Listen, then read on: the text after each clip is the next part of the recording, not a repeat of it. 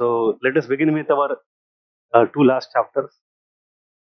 एक है apartheid and one is the unipolar world. Uh, let us start with apartheid first. दोनों handouts आज हैं, मिल जाएंगे आपको. हाँ, the meaning of apartheid. देखो, apartheid is a specific policy that was implemented in South Africa, and it is very interesting because it is a very negative, very problematic policy that started to be implemented in South Africa exactly at a time when the rest of the world is going in the other direction.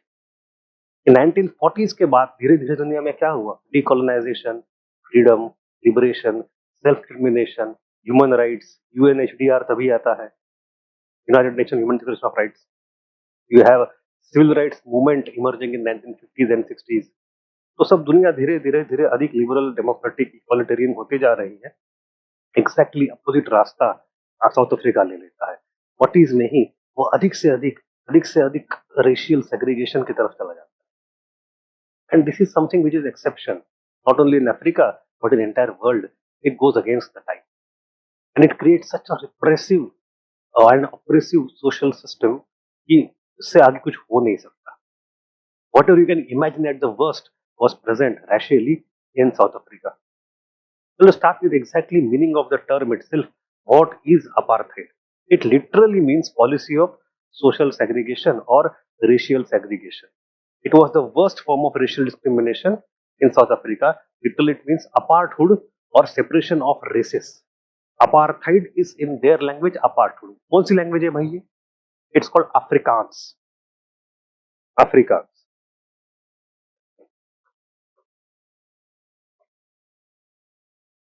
ये कौन बोलता है? ये they are not local black people who speak that language originally. It was spoken by Dutch. If you can remember, we had studied the story of the colonization of South Africa. I will just give it a quick recap.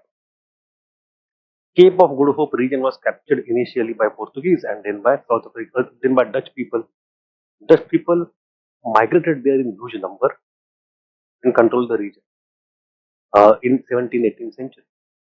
But British, who were emerging at that time, could not tolerate.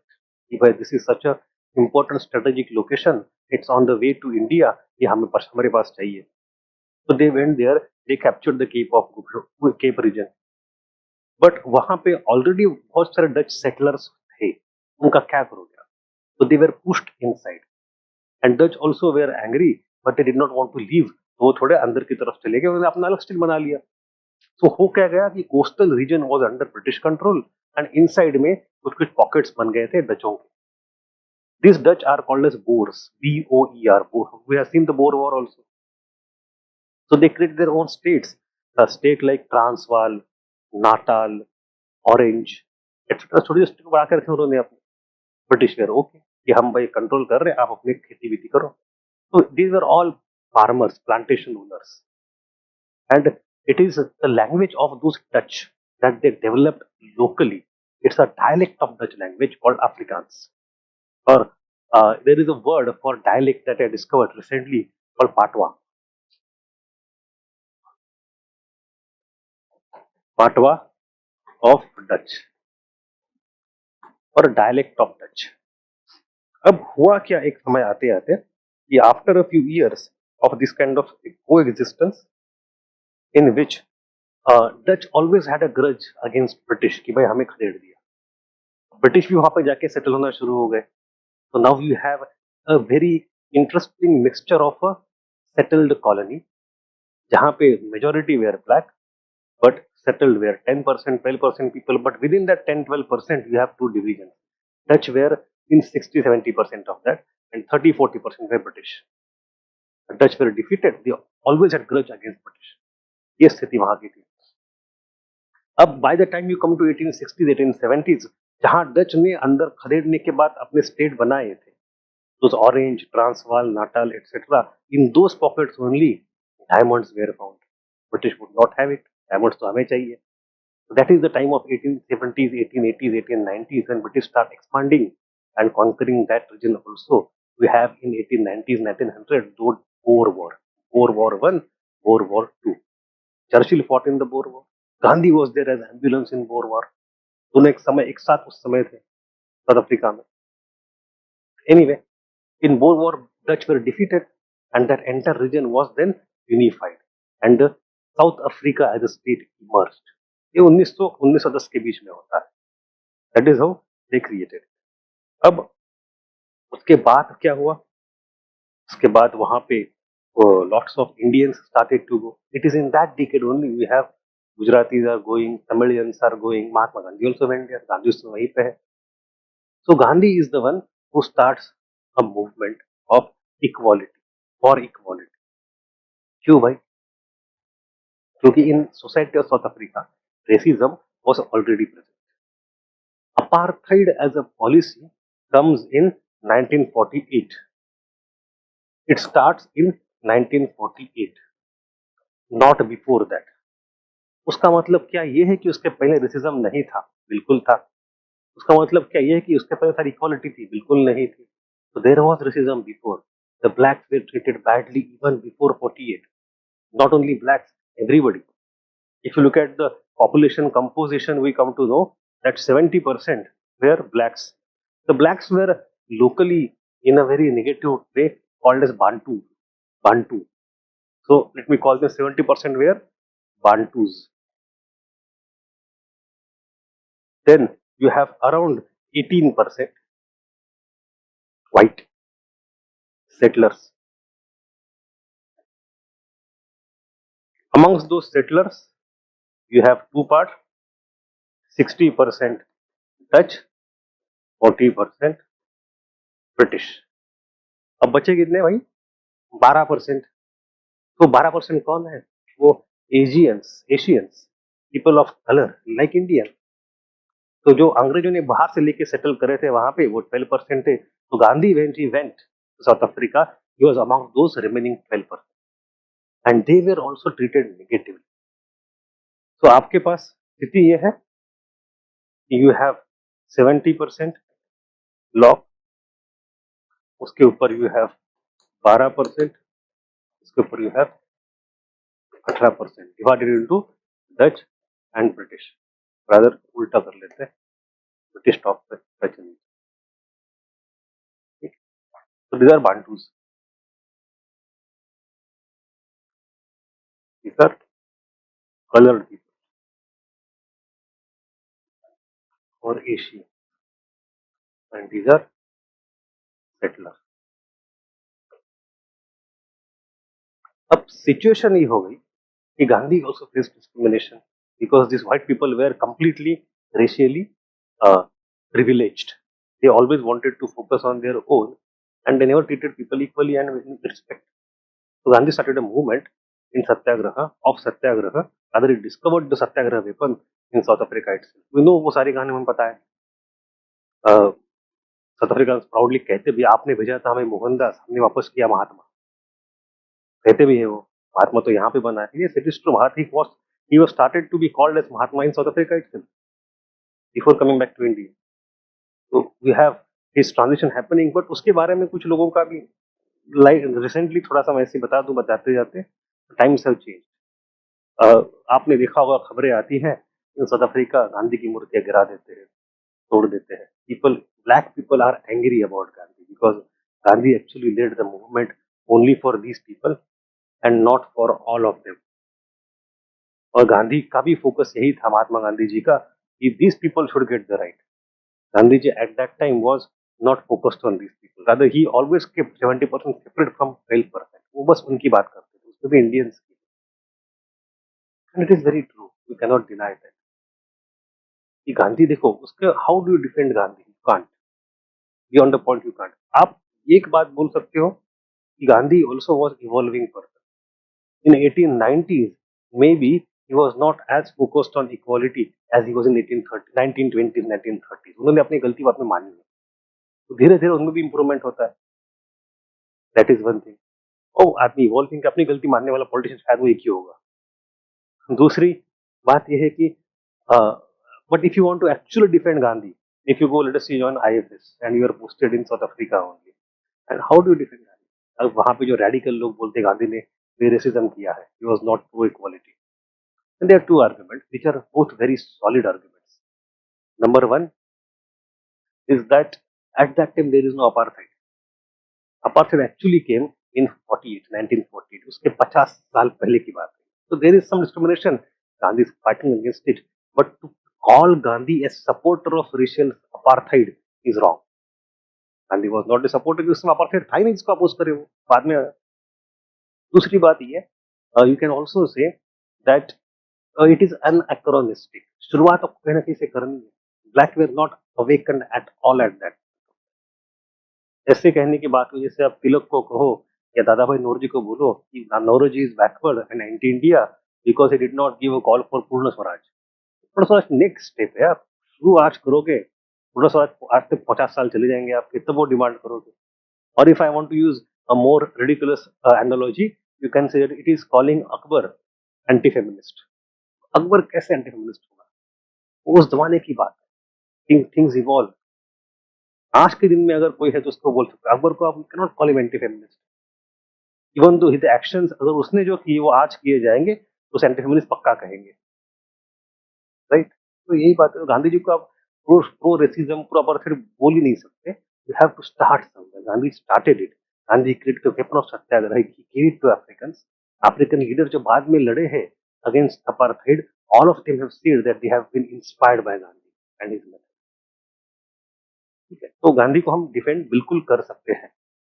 But एक है कि उस समय वहां पे Gandhi did not openly come out as against all racist discrimination and did not consider Indians as equal to Bantus. ये है. तो क्यों नहीं कंसिडर किया उसके मैंने 3 कारण दे दिए. He also evolved, there was no apartheid and things have to start at small level and gradually they grow. ये तीनों जस्टिफिकेशन के बाद भी फैक्ट रहती है. Gandhi did not consider them equal. ठीक है. But anyway, it is fine. Let us come to uh, our chapter. So, what happened after these Boer Wars is that the Dutch had even more grievance against British. Now, these Dutch settlers, वहाँ के जो settler Dutch थे, they came to be ruled by British because now their newly created lands over last 50 years is acquired by British for diamonds. तो अंग्रेजों ने भी अपनी तरफ से काफी कोशिश करी टू assimilate Dutch.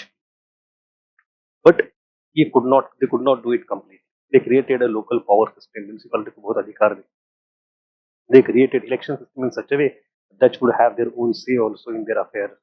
सब कुछ करने के बाद भी the politics within the whites, between British and Dutch, always was full of tensions. ये एक चीज है. But our focus is not that. Our focus is, despite that mutual tension, both of them were racist, and Dutch were even more so. If you look at the life condition of a black person working in a diamond mine, इतने हीरा निकाल रहा है, बाहर दुनिया में करोड़ में बिकेगा, उसके हाल इतने बदतर होते थे. तब कोयला मजदूर से भी बेकार होते थे. They exploited to the end. So we know that the condition of the survival for black were not easy. Then what is so different in apartheid? And why did it start in 1948? Because such conditions of exploitation on racial line existed even 50 years before that. तो आपको apartheid समझने के लिए let us look at the conditions first and then we shall go into apartheid. The most pathetic aspect of the policy of apartheid is that it was enforced in South Africa at the time when the policy of decolonization was being followed in the rest of the world. तो इनकी गंगा उल्टी बह रही. Now, factors which encourage the policy of apartheid.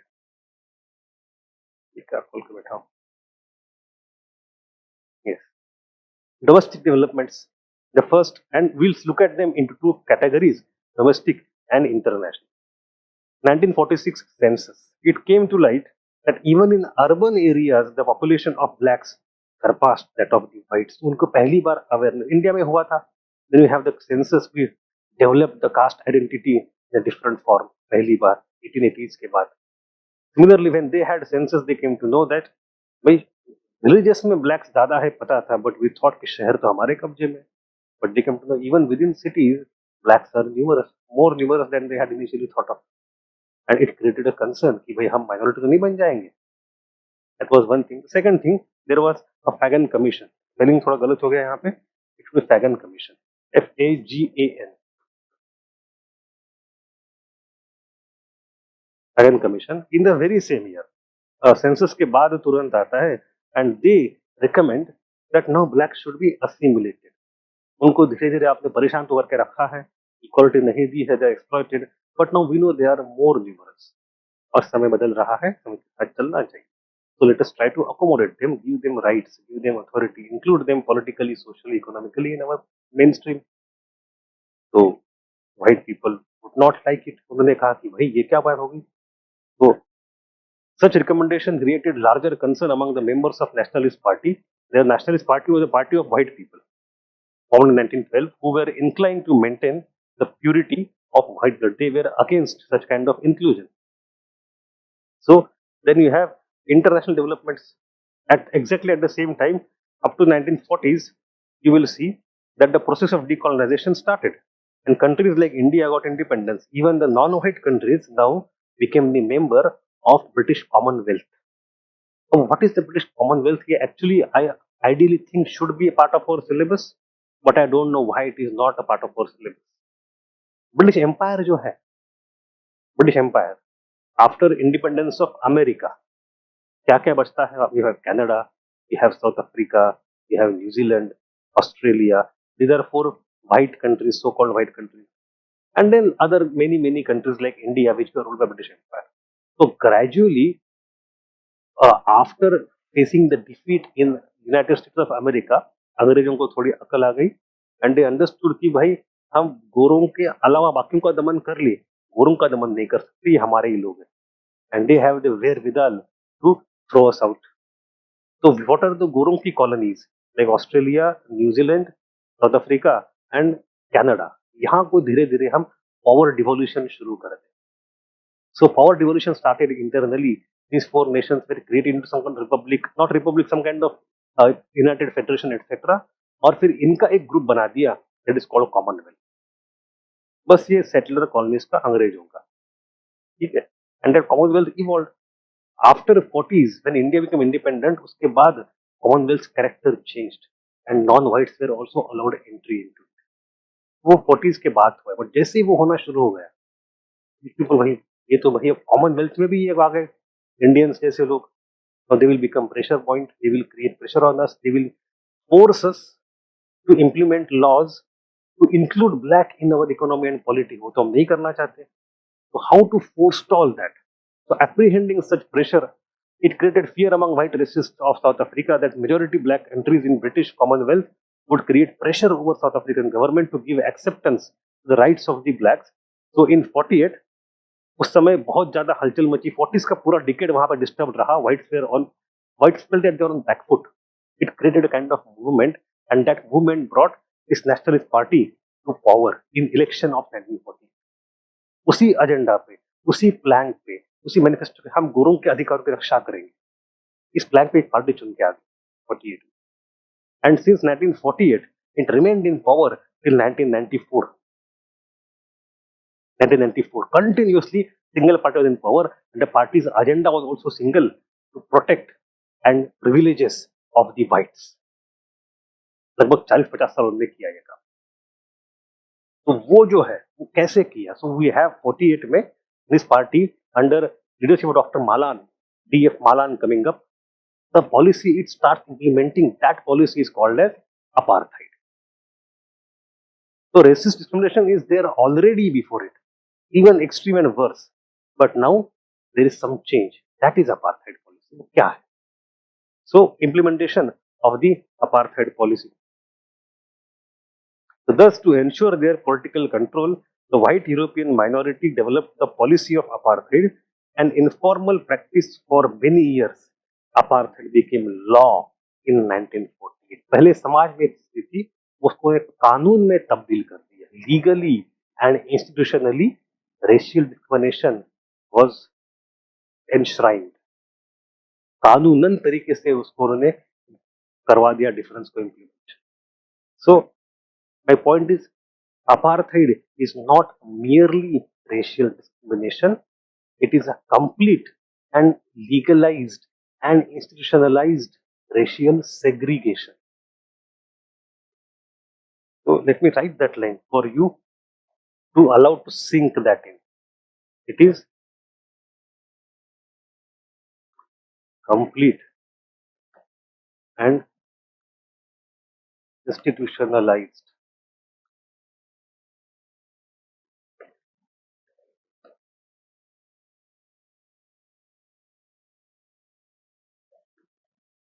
racial segregation. और उसे क्या था, क्या क्या कानून लाए उन्होंने? So all the political, civil, economic rights of blacks were taken away. They were made second class citizens. Not only second class citizens, they were worse than chattels, properties of these white people. सब अधिकार धीरे धीरे कानून छीने गए उनसे, ताकि हमको कोई दबाव आए भी तो कि हम कानून से काम करें, ड्यू प्रोसेस में उनकी है। तो what are those things? The blacks they are not allowed to go on strike and form trade unions. पहले तो आपकी मजदूरी हमसे करवाएंगे आपसे, आप ट्रेड यूनियन भी नहीं बना सकते। The political representation of blacks was taken away, it denied the black majority south African citizenship and a formal voice in government. तो आपके पास ना वोटिंग अधिकार है, ना आप यहाँ पे सिटीजन हो। Then Mixed Marriages Act in 1949 came. Whites were prohibited to marry blacks. So every individual in society is classified by race. और कानून हर रेस का अलग अलग रहेगा। गोरों के लिए ये कानून, कानून के लिए वो कानून, legal. And then marriages were prohibited. Population Registration Act, white and black population to be settled in different regions. We have pass system. Blacks could come to white region to work as a labor only after attaining a pass. अब सीधी बात ये है ना कि you want to extract their labor, so you cannot segregate them कि कभी हमारे area में आओ ही ना, ये तो आपको देना पड़ेगा। So you reside in different area and you have, if you want to come to my area, white area, you have to have pass. Only तब आपको एंट्री मिलेगी हमारे एरिया में, और फिर हमको आपका खून चूसेंगे। अदरवाइज मतलब पॉइंट है, complete movement was restricted for blacks, जहां चाहे वहां नहीं जा सकते। Then the blacks could not use common public transport system and they can't even use common roads and parks. So separate buses, blacks को शहर के अंदर लाने के लिए, ले जाने के लिए अलग से बसेस रखे हुए थे। That much amount of segregation to avoid any contact with them. And as I said, separate areas were earmarked for the residence of blacks. These areas were known as Bantustan. अब ये बांटुस्तान मतलब उनके homelands कि यहीं पे काले बसेंगे। So physical segregation, economic segregation, social, political segregation and complete subjugation and control of black population, ये 18% ने कर दिया बचे हुए सबके लिए, 70% के लिए। I hope now you understand what is apartheid regime. What was its impact? Very pernicious. The prosperous white minority defended its privileges by viewing blacks as social inferior. They were not even humans. They were not treated equally as humans in human condition. It deprived the blacks of their economic and social political rights. सीधी बात है। Blacks held low paying jobs on average. They earned only 1/4 what white did. तो average income उनका white से एक चौथाई था। तो अपने आप में they are exploited. The properties of blacks were taken away and they were pushed into separate areas earmarked for, जैसे मैंने बताया, they were called बांटुस्तान। वहाँ की जिंदगी इतनी, वहाँ ना पानी की समस्या है इतनी बहुत ज्यादा, बिजली नहीं है, टॉयलेट साफ नहीं है, वहाँ पे सिविक म्यूनिसिपल कुछ भी सब सपोर्ट नहीं है, अपने आप ना रहे खराब अवस्था में, ऐसे भी नहीं है, एजुकेशन भी नहीं है, and they don't even have political right to claim all those services by the government. So I have given the percentage of area also. All the homelands together in entire South Africa constituted 14% of land of for the blacks. जब 70-80% लोग काले थे, बस रहेंगे 14% area में घर करके रहेंगे, and they are completely deprived from renting or buying a property outside that. तो जो बचा हुआ 86% एरिया है, वहां पे ना जमीन खरीद सकते ना किराए पे ले सकते कभी, वो बस गोरों के कब्जे में रहेगी। और गोरे कितने हैं? मात्र 18%. So the resulting starvation and suffering were intense and widespread. Blacks were treated as second class citizens. I am saying not only second class, they were worse than chattels without rights. And the blacks suffered extreme exploitation during apartheid because no legal protection was available to them. So अब ये सोचो ना कि despite having a huge land which is very fertile and it produces gold and diamond, उसी land में वही का भूमिपुत्र जो होगा, जो कि मेजॉरिटी होगा, सबसे गरीब और नंगा वही बैठा। That is apartheid. दुनिया भर को ये क्या दे रहे, सोना और diamond. So that is the situation where people lived in that abject poverty. So obviously blacks would not have it. There would be some amount of opposition. So opposition came also domestically and internationally. So we have a party called African National Congress or ANC, which is the party of the black people. वो कौन सी party थी गोरों की? Nationalist party. ये national Congress, याद रखने के लिए कांग्रेस कांग्रेस फ्रीडम मूवमेंट याद रख लो। It was also formed in 1912। ये थोड़ा गलत हो गया, नाउ फॉर्म्ड इन 1912, यहाँ पे एंड है। इन 1940s and 50s it was led by a person called Albert Luthuli। ठीक है, he was not there in 12, film में शायद बच्चा होगा छोटा सा वो। by 40s 50s he was adult person। so I want you to know 6 people now, क्योंकि आपको इसके आंसर लिखने के लिए you have to use these 6 people's names याद रखने के लिए। let us try to put them together। we have, हमने अभी एक नाम कौन सा देखा था, doctor Malan. so Malan, then you have Botha, and we have Clark, Dr. Clark, you have Albert Luthuli, you have Nelson Mandela, and Desmond Tutu।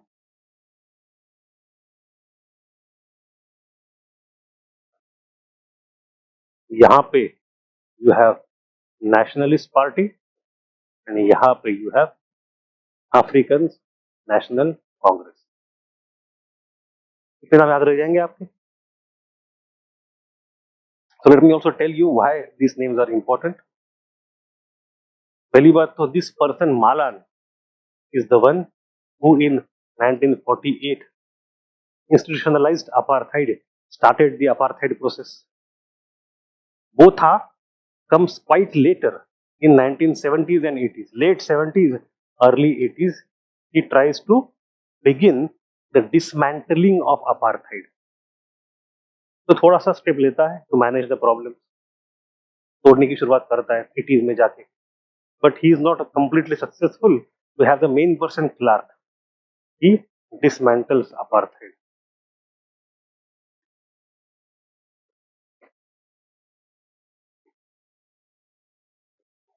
in 1990।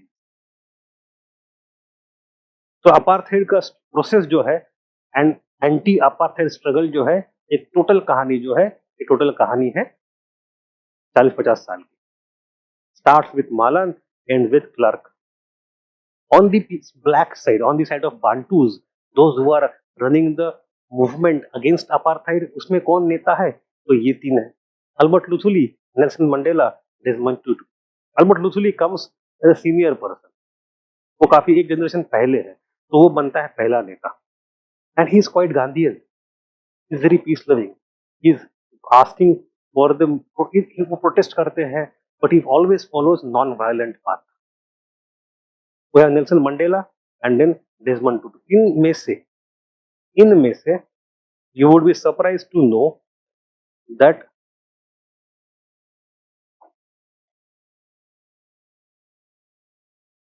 these 4 people have got Nobel for peace because their contribution to dismantle apartheid movement। 4 Nobel peace मिले यहाँ पे। We have 1 Nobel for Luthuli, 1 for Clark and Nelson Mandela combined, both shared the Nobel in the same year 93 में, and then 1 for Desmond Tutu। Archbishop थे, Desmond Tutu was Archbishop। It's a big thing। So Let us look at their profile, their work, their contribution. So, firstly, we have domestic resistance. Domestically, क्या हुआ? We have formed party already formed 1912. This party actually formed उसी समय, but the trajectory of the movement of the party is very much like India. Initial phases, petitioning, moderate phase, उनका 40s में वही चलता था, 48 50 55 for first almost 10 years. It's a moderate phase led by Albert Luthuli, petitioning, etc. So, anti-apartheid struggle in South Africa commenced in 1952. The African National Congress of Luthuli and Mandela was at the forefront. Initially, Luthuli started to break apartheid laws peacefully. In 52, the ANC asked blacks to stop working for whites, and strikes were organized all over South Africa. In 55, all Asian and African blacks organizations came together against the policy of apartheid. A freedom charter was issued by them in which racial equality was demanded. So now in 55, it's very important from charter कि हम ये movement क्यों लड़ रहे हैं, हमारी demand क्या है, what do we envisage, if we are successful, what kind of South Africa will be created. It's about equality. उसका लंबा चार्टर छोटा सा एक है, जैसे कि in case of America you have American Declaration of Independence, in case of France you have France का declaration डोरो Mac, similarly यहाँ भी you have freedom charter, ठीक है. And here it was given not only by one party or ANC, but all Sangathan which came together. So it is our vision. Then the leaders of South African church also raised their voice against the policy of apartheid, and then there was bus boycott. So we have this demand, petitioning, strikes, boycott, lobbying, propaganda. These things, very peaceful movement for the first decade. But South African government reacted very sharply and cracked down on the movement in the name of separation of communism. उन्होंने कहा कि भाई, they implemented a law, Separation of Communism Act 1950. As per that Separation of Communism Act 1950, they started to strike. So, for example, it is very easy. Why would they call these blacks as communists? Not because they really had a support of Russia. No, it is a Cold War era. अगर उनको हम communist ठहरा देंगे, उनका दमन करेंगे, तो हमें पूरी दुनिया का सपोर्ट मिलेगा, वाइट दुनिया का. All this first bloc countries will support us if is there claimed as. तो मंडेला कौन है? कम्युनिस्ट है. So that kind of a policy was undertaken by the white government to call them communist and then beat them up so as to get support of the world. In 1960, we have a massive agitation was organized at Sharpeville. These agitators were shot upon and hundreds were killed. Hundreds है नहीं, 69 कुछ है official number. Unofficial number could be much larger. This is like Jallianwala Bagh for South Africa. A turning point. कि हम 5-10 साल से कोशिश कर रहे हैं, गवर्नमेंट सप्रेस किए जा रहे हैं, हम पीसफुल पीसफुल, कितना पीसफुल रहे. So this point Mandela gets very angry. Mandela says कि ना, मंडेला पहले गांधी था, अब वो बन जाता है Bhagat Singh. He says, I see that we have fought for entire decade. I have used legal way. In the courtroom, I have defended my people. I have gone on strike and boycotts. I have gone on picketing and protest movement. I have tried to garner the international support of many people. I have written in media, कुछ काम नहीं कर रहा, ये सुन नहीं रहे, हमारे लोगों को मार दिया, अब इनफ इज इनफ, अब मैं हथियार उठाऊंगा. So Mandela now starts violent opposition. He forms an organization, Umkhonto we Sizwe. We don't need to know these names. He goes underground. He starts bombing here. मतलब he would attack only those targets which are government targets where there will be no death of civilian. कभी नहीं होगी. But कभी building में आग लगा दी, कभी railway line उखाड़ दी, कभी टेलीफोन एक्सचेंज तोड़ दिए, कभी मतलब selective targeted attacks, and it become easier for government to call them terrorists now, right? तो लेकिन ANC में सारे लोग टेररिस्ट की तरह एक्टिविटी नहीं कर रहे हैं. Not all of them have started to follow violent methods. Luthuli and his followers still follow the mainstream peaceful method, and it is young people like Mandela who have got impatient. But government is not going to listen to either this or that. It clamps down on both of them. Luthuli dies under very suspicious circumstances. Train के नीचे आके Luthuli बेचारे मर जाते, उनको मार दिया गया नहीं गया पता नहीं. एंड नेल्सन मंडेला को एक दिन उसके गद्दार को किसी को मिले के पकड़ा जाता है. He is put into prison on robin island और 27 डिकेड 30 साल वहीं पे रहे, लाइफ टाइम के लिए आपको निकल तो Mandela is off the scene. I think in which year he was captured, in 62.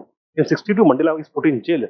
In complete 60s 70s 80s 1990 तक मंडेला जेल में रहे लगातार 27 साल और a very barren and sparsely populated island. आज सुबह मैं न्यूज़पेपर पढ़ रहा था, the Pune edition of Indian Express, the news की the theater group in Pune in some college is organizing the drama called The Island. The Island नाम का drama है and that drama is on the prison life of Nelson Mandela on the Robben Island. But anyway, you have Mandela अब scene से बाहर, लुचली भी मारे दिए गए या पता नहीं क्या हुआ, but he is gone and the movement now is kind of leaderless. Kind of leaderless.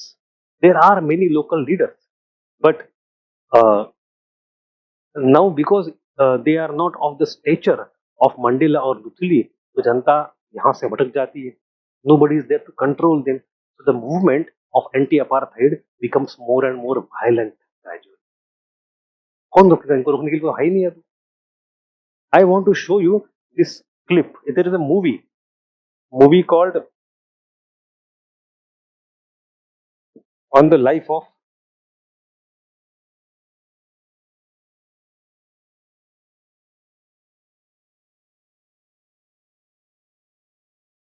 Nelson Mandela only. Mandela actually wrote an autobiography called The Long Walk to Freedom. उसके 2 वॉल्यूम्स आते थे, पहले एक वॉल्यूम में आती है वो, तो उसके ऊपर मूवी बनी है. उस मूवी में I want to show small scene of couple of minutes of Sharpeville massacre.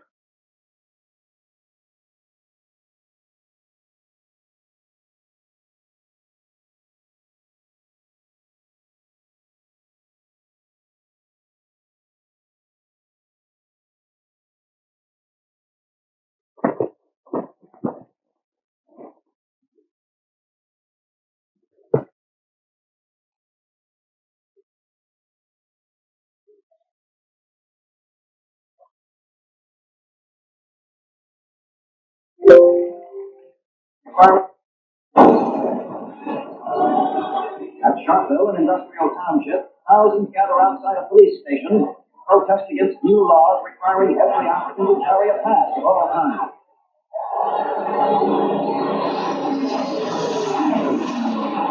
Bastards ignored the place! That's not the worst thing! Vamos salvar o Mock, isso não é bonito, isso é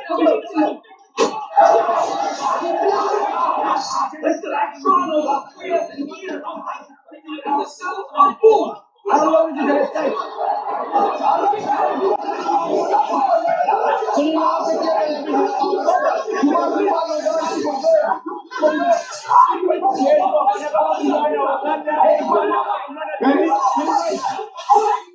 They're burning the passes.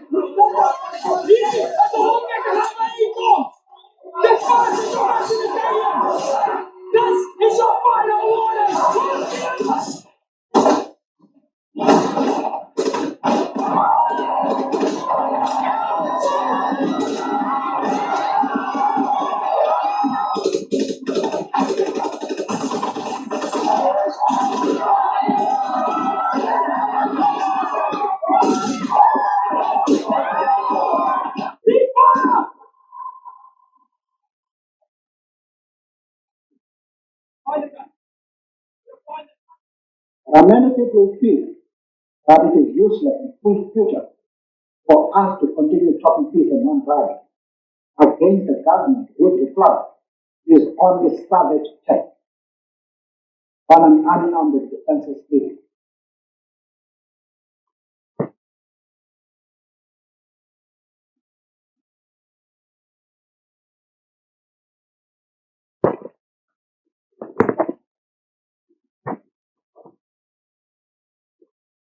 If you become IPS or enter some uniformed service, perhaps you will be given a training of how to handle riots. You will come to know this is completely irrational way of handling riot. एक गोली मारते लोग भाग के, बात खत्म हो जाती है. आपको राइट कंट्रोल, आप लोगों को मारना नहीं है चुन चुन के. but they did not cease fire till the time they finished their rounds or they had killed enough people. So it became a very major event, after which Nelson Mandela had turned violent. उसके बाद कि now हम इस government को ही नहीं जानते, this is not our government. But anyway, so we have domestic movement going on, and after Luthuli was dead and Mandela was imprisoned for next many years, there is no main leader of the movement. It is going in multiple directions domestically. Internationally also, this incident triggered anti-apartheid agitations all over the world. British Prime Minister Harold Macmillan visited Cape Town and asked South African government to abandon apartheid. अब खुद British prime minister आके बोल रहा है, he says I can sense the wind of change. Talks of wind of बहुत हो गया ये. We have Commonwealth condemned the policy of apartheid. 62 में UN imposed sanctions on South Africa due to policy of apartheid. Mozambique and Angola got independence in 75. The emergence of these black nations inspired South Africa to fight against apartheid with greater strength. After the liberation of African countries, African League also started to protest. तो UN है, US बाद में आएगा, British है, Commonwealth है, African countries है, India भी है. कॉमनवेल्थ में उस समय इंडिया थे. तो Commonwealth and USA impose some sanctions at the behest of Indian PM Rajiv Gandhi. In 80s उस समय Rajiv Gandhi was our prime minister. At that time British prime minister was Margaret Thatcher. Thatcher was actually trying to support the regime indirectly by being not very active against it. It is called the act of omission कि हमारा क्या है उनका देख ले. It is indirect way of supporting it. But Prime Minister of India persisted, Rajiv Gandhi कि भाई ये नहीं चलेगा. Ultimately Commonwealth had to listen and impose sanctions and embargo. ये embargo को इससे क्या हुआ? Since 60 to 80s जो 20-25 साल धीरे international pressure on south Africa increased. उसकी पूरी दुनिया में निंदा हो रही है. हम कड़ी निंदा करते हैं, but it is not only कड़ी निंदा, सैंक्शंस की. बिकॉज ऑफ सैंक्शंस अफ्रीका का ट्रेड दिक्कत में आ गया, इन्वेस्टमेंट कम हो गई, अल्टीमेटली देयर ट्रेड एम्बार्गो. तो भाई इकोनॉमिकली आपने इंटरनल रिजिम को इतना वीक कर दिया बाहर के प्रेशर से कि उनके पास अब कोई चारा नहीं but to listen to the world that they have to devolve the right and bring equality. तो दैट इकोनॉमिक प्रेशर, ऐसे भी उनका हृदय परिवर्तन नहीं हुआ है. उनका इकोनॉमिक प्रेशर इतना आ गया गवर्नमेंट कि हम कुछ हमारा देश हमारा डूब जाए, बजट खत्म हो जाएगा. तो at that time they had no option but to बच एंड लिसन कि नहीं, let us go for good solution.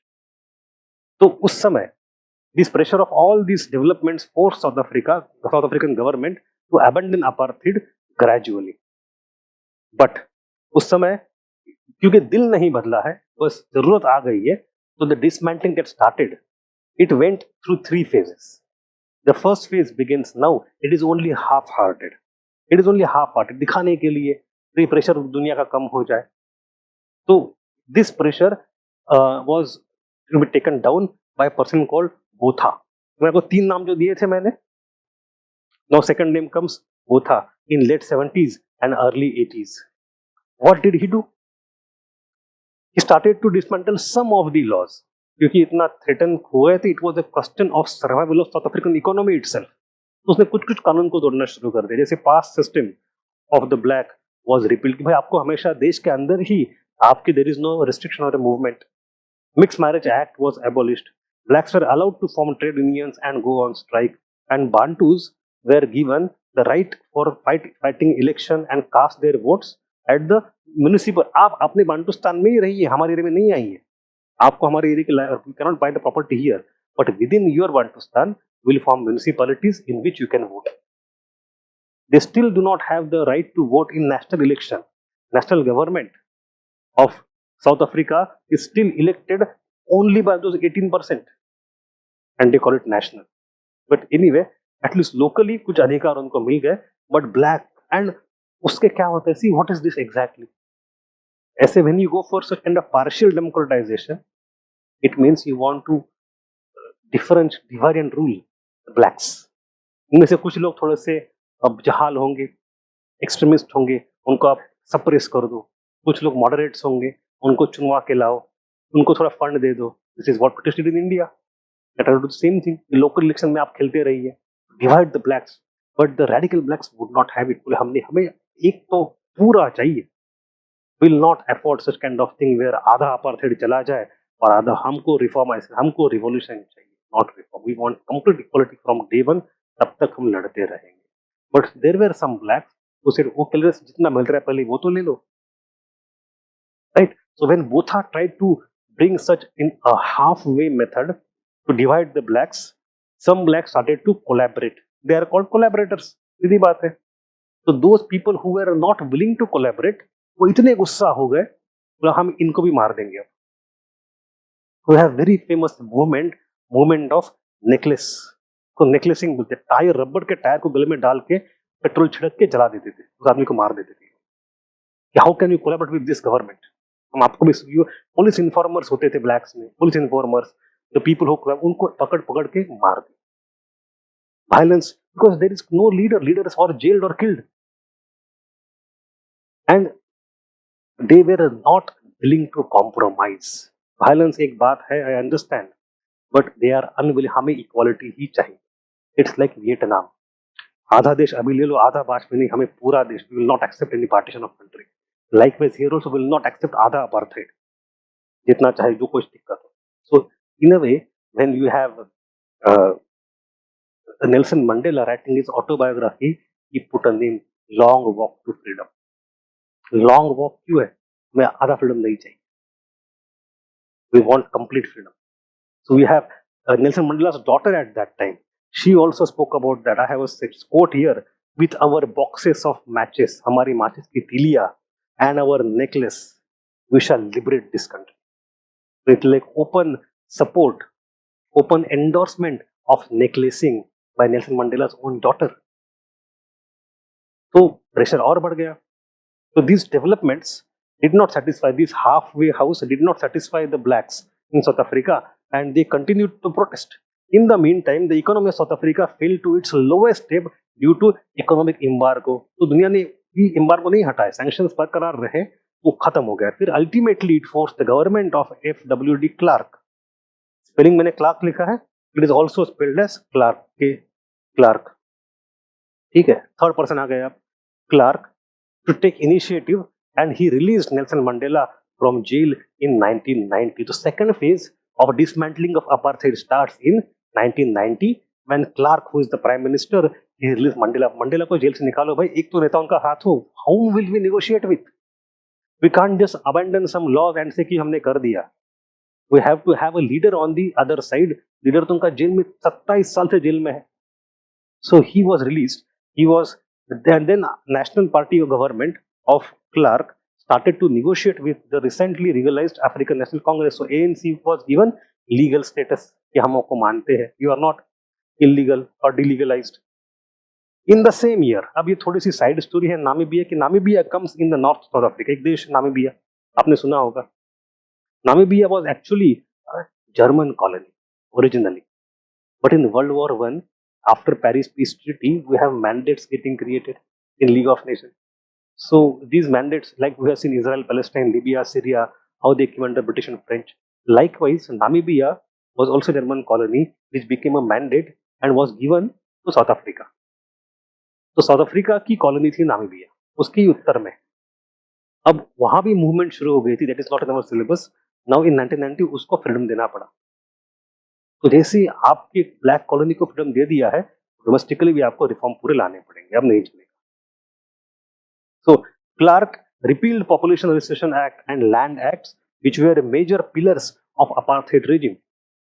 In return, National Peace Accord was signed between all parties to ensure peaceful negotiation. It was not easy because of several violent instances like Boiptang massacre, Bisho massacre, assassination of charismatic leader Chris Hani took place, which could have derailed the peaceful transition. अब देखो, अब यहाँ पे ना, now you will understand why Mandela is important. पूरा game क्या था, issue क्या था?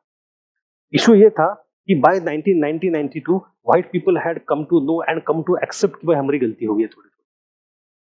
बट अब उनके मन में दूसरा, हमने ब्लैक्स को इतना हरास किया है, we have made them, we have created such a huge, I got locked out, such a huge problem that if we start dismantling apartheid regime now, it would bring some kind of revolution in terms of violence, और हमारे देश में हम खुद सुरक्षित नहीं रहेंगे. उस डर के मारे the whites continue the apartheid policy. तो अब ये बात आई मंडेला के ऊपर। Mandela had to take a call. He gave a promise. Don't worry. I'll take care of two things as a leader of black. I promise you two things. Firstly, there will be no violence against you. अगर आप मानते हो peacefully to transition the power, bring democracy, which is proper democracy and full democracy, give everybody equal right. तो हम majority है, हम सत्ता में आएंगे तो बदला नहीं लेंगे। इसके हम डोंट वरी। आप कहीं भी, आपका ही देश है। You have been living here for last 200 years, 150 years. आप कहाँ जाओगे? So we give a guarantee. I give a guarantee on behalf of all the blacks. सारे blacks नहीं मान रहे. Blacks are angry. Youth is all the more angry. But Mandela said, I will control my population. Don't worry. There will not be reprisal and revenge against you. And दूसरी बात, इसके बाद ये government आएगी, it will not nationalize your property. हम गरीब हैं, हम जानते हैं. हमें एक वेलफेयर स्टेट लाना है. It will need funds and resources. But it will not be by आपका सारी जमीन हमने बिना खरीदे नेशनलाइज कर ली। वो जो फ्रांस में हुआ, फ्रेंच राज्य क्रांति में, French revolution will not go for wholesale national. आपकी प्रॉपर्टी आपके पास रहेगी, डोंट वरी। आपने जैसी भी लगाई हो, कमाई हो, we don't bother. But I want you also to feel safe for your person and for your property.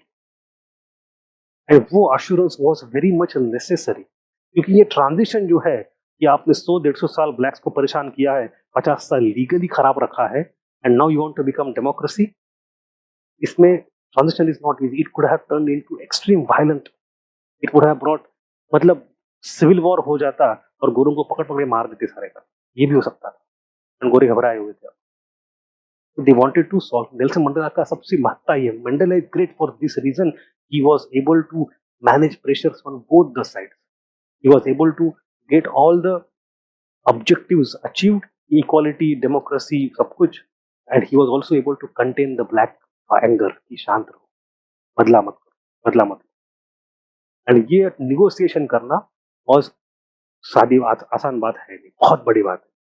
Mandela को लोग बड़ा गांधीयन क्यों मानते हैं? इसलिए win the persons heart, don't kill the person. अब वो कहानी शुरू। तो यूपीएससी के क्वेश्चंस जो आते हैं ना, some questions come on the causes of apartheid, meaning of apartheid. Some questions come on the anti apartheid struggle, हमने दोनों देख लिया। But many questions also come from how the apartheid was dismantled, the problems faced in dismantling it. तो first phase was Botha phase, in which it was half hearted measure, it did not work. Second phase की शुरुआत होती है Klerk आने के बाद by releasing Nelson Mandela and Mandela's leadership is at stake here. So because of all this violence, so negotiation चल रहे हैं। And while negotiations are going on, at the same time in public, यहाँ पे massacre के ऊपर massacre assassinations हो रहे हैं। So in streets there is, India में क्या हुआ था 47 में? ये तो हुआ कि दिल्ली में नेगोशिएशन चल रहे हैं और गली गली गांव में यहाँ पे हत्याएं हो रही है। Mandela adopted a conciliatory approach and not revengeful approach towards South African government, and in order, यहाँ पढ़ लेता हूँ, in order to dispel the fear of whites, he gave two promises. First, the white oppressors would not be punished, and second, the industries and which were mostly owned by whites would not be nationalized. ये दो सबसे बड़े डर थे उनके मन में। Second, we will settle the past wounds, but not in a revengeful manner. So इसमें दो चीजें कही, we will settle the past wounds, but not in a revengeful manner, and for the next 10 years, 15 years, maybe, I don't know, 10 or 15, but for some length of time, we will not nationalize any property.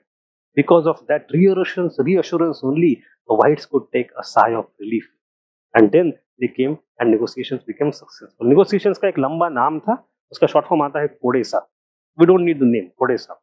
Successfully concluded, leading to the successful drafting of a new interim constitution of 1993. It provided for racial equality. It paved the way for the first democratic elections. In 94 elections were held in South Africa. Black majority was established under President Nelson Mandela and W.D. Clark as vice president. तो उसने जो सरकार भी बनाई ना, वो बनाई मिलीजुली सरकार कि डोंट वरी, आप अभी भी सत्ता में रहोगे। So white minority was given the post of vice president after election and black government came. But then this is not done yet. It is also just the beginning of dismantling. अभी तो बस constitution आई है, election हो गए, कानून चले गए, but असल चेंज अभी आना बाकी है। So we have the beginning of the presidency of Nelson Mandela. That is our third phase. The first phase Botha, second phase negotiation, constitution, assurances, elections, and forming of the black majority government. Third phase, after the government comes into power, what it does. उसका third phase है. तो 5 साल सत्ता में रहे Mandela साहब. So 94 elections were watershed moment in South African history. They marked the end of white minority rule and ushered the new era of democracy and equality. Mandela became president. However, since democracy was new to South Africa, the new government needed to build democratic institutions and culture of tolerance to avoid revenge cycle. This is a very delicate position. यहाँ से एक तो आप ऊपर जाओगे या डूब जाओगे पूरा. और यहाँ पे in his inaugural address Mandela ने कहा he will build a rainbow nation at peace with itself and the world. That rainbow nation has become a catchphrase. Rainbow में सब रंग होते हैं, हमारे देश में सारे रंग रहेंगे. And एक भी रंग कम हो जाएगा तो रेनबो रेनबो नहीं रहेगा. So South Africa is also called as rainbow nation. ठीक है. Now fighting the legacy of apartheid. अब उसमें दो चीजें हैं. Apartheid was to be fought at two levels. Firstly, जिन्होंने गोरों ने आपको परेशान किया है, आपको लूटा है, आपके घर में 4 लोगों का रेप किया है, 10 लोगों का खून किया है, बट वो आज आपके साथ मिलजुल के रह पाएंगे? आपके तो you have personal agenda, you are personally aggrieved. How will you solve the problem? बस कहो कि भाई माफ कर दिया, ऐसे होता नहीं.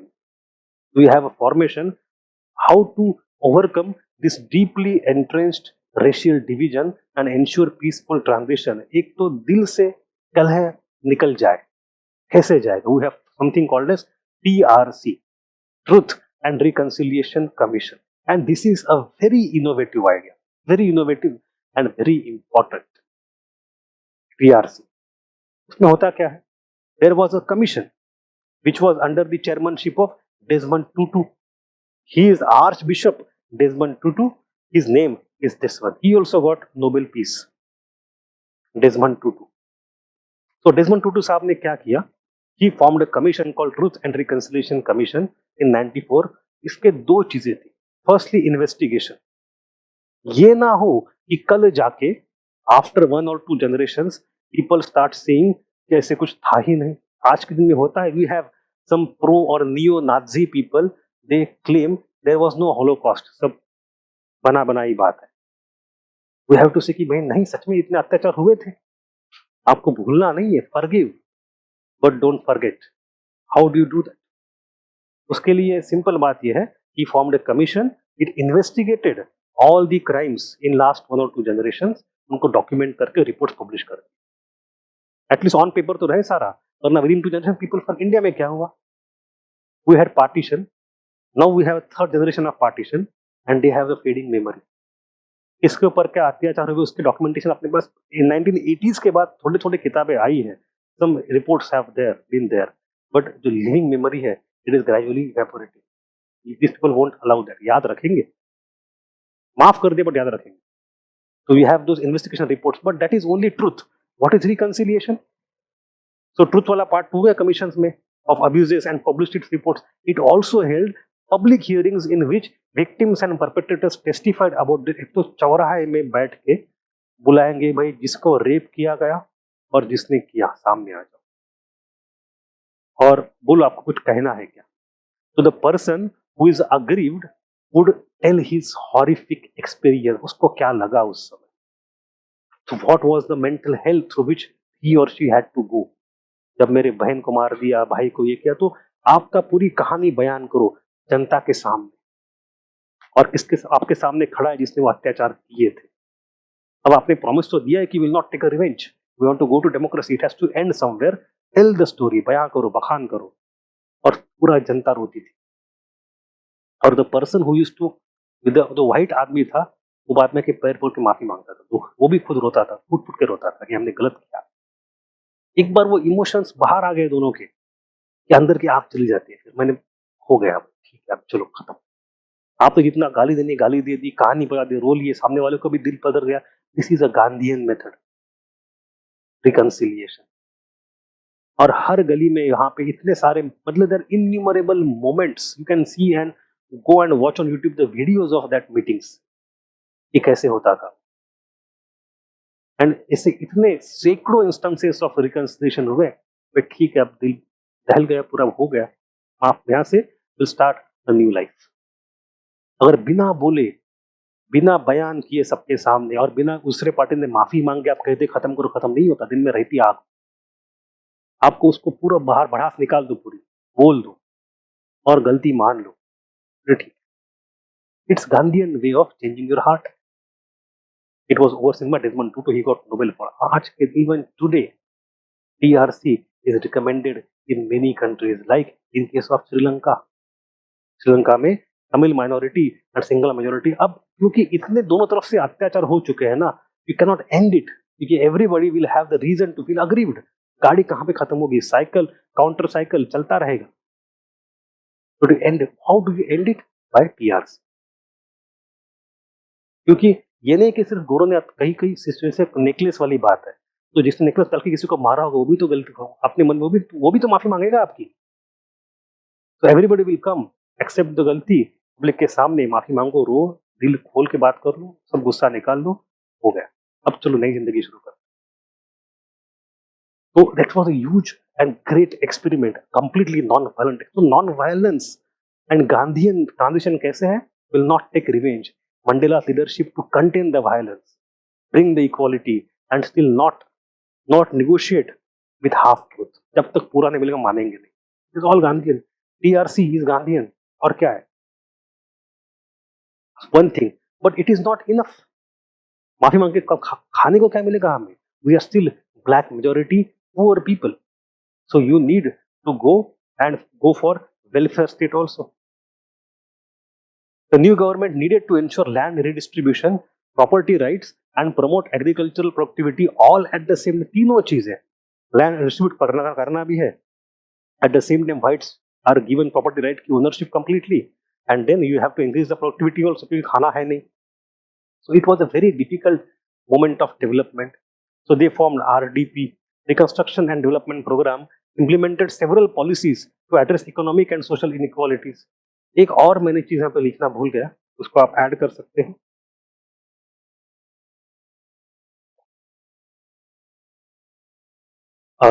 Affirmative action.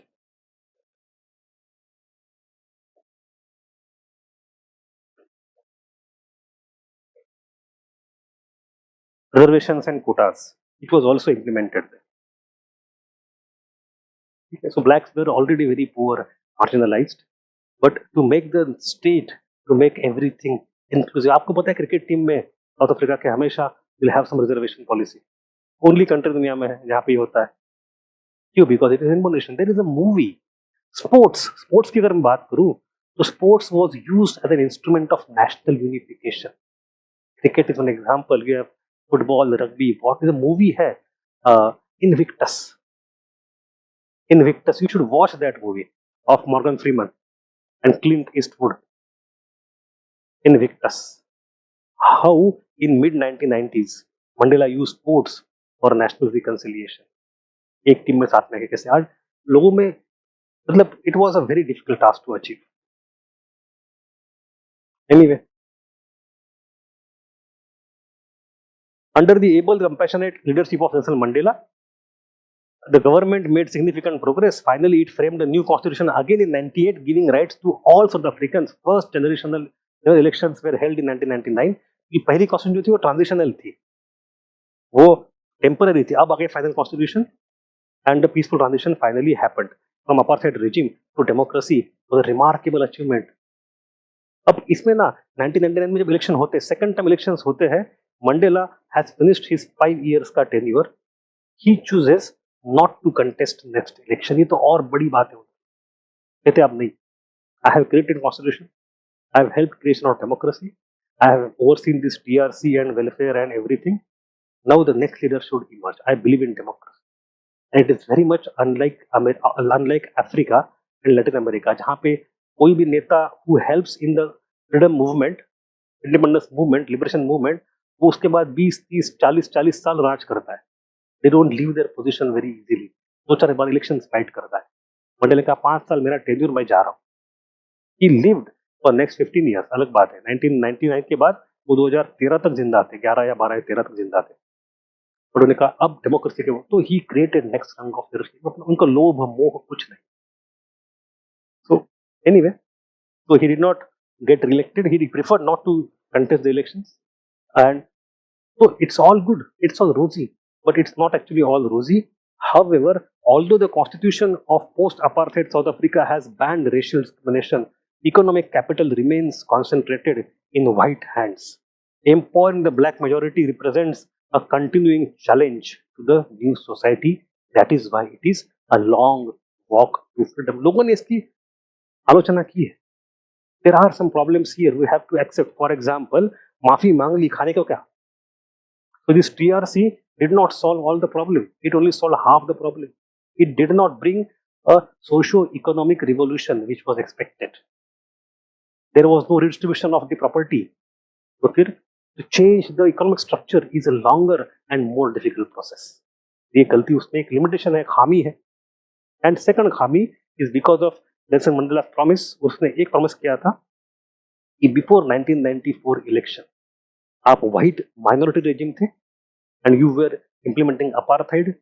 You were put under severe sanctions and embargo by entire world. Economy पूरी कोलैप्स हो गई. आपने कर्जे लिए, कर्जे के ऊपर कर्जे लिए. Lots of fiscal deficit and loans are taken by government. तो अब मैं नया सरकार बनाऊंगा, नया देश बनाऊंगा, नया कॉन्स्टिट्यूशन बनाऊंगा, लेकिन I will accept to continue इस कर्जा का आपको वापसी करना. I am not going to relinquish कि मेरा लोन था ही नहीं. तो हुआ क्या? On one hand you are not going to nationalise whites की प्रॉपर्टी, उनके लैंड, उनके इंडस्ट्री, आपको उनको छीनना भी नहीं है. ऑन दी अदर हैंड जो कर्जा बना के रखा है उन्होंने, उसको आपको निर्वहन करना है. तो state came under huge financial stress and this is that state which wants to start welfarism to support the 70-80% blacks. पैसे कहां से लाओगे? It was not easy. It was a very difficult thing. Even today, they are struggling to solve the problem. So that was the second problem. Firstly, limitation of the TRC. Second is this financial problem, commitment of following all the old loans and still not nationalizing anything and bringing welfare state. और तीसरी बात हुई, unfortunately, after Mandela, the leaders which were elected or who were elected, not all of them were very liberal, progressive and ethically upright. So you see, 10 साल पहले की जो मैंने आई used to prepare, उस समय जो खबरें हम पढ़ते थे अखबार में 2012 में, 2011 में, 2010 में, the South African elections were always mired in controversies and allegations of corruption. Lots of presidents who came after him came under the cloud of the corruption. तो है भाई, corruption भी बहुत है.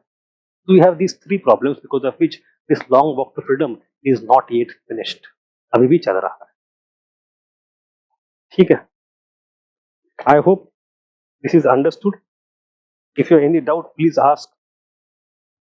It's a very easy chapter. Question जो आते हैं तीन ही किस्म के आते हैं इसमें. पहले तो कॉजेस क्या थे, दूसरा how it was opposed and fought, और तीसरा how the transition was effected peacefully under leadership of Mandela, its limitations and its successes. ठीक है? Am I audible online?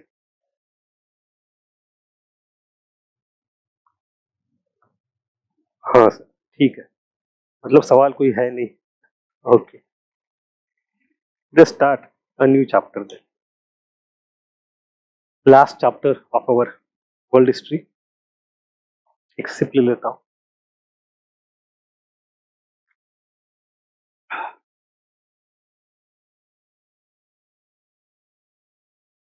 Unipolar world.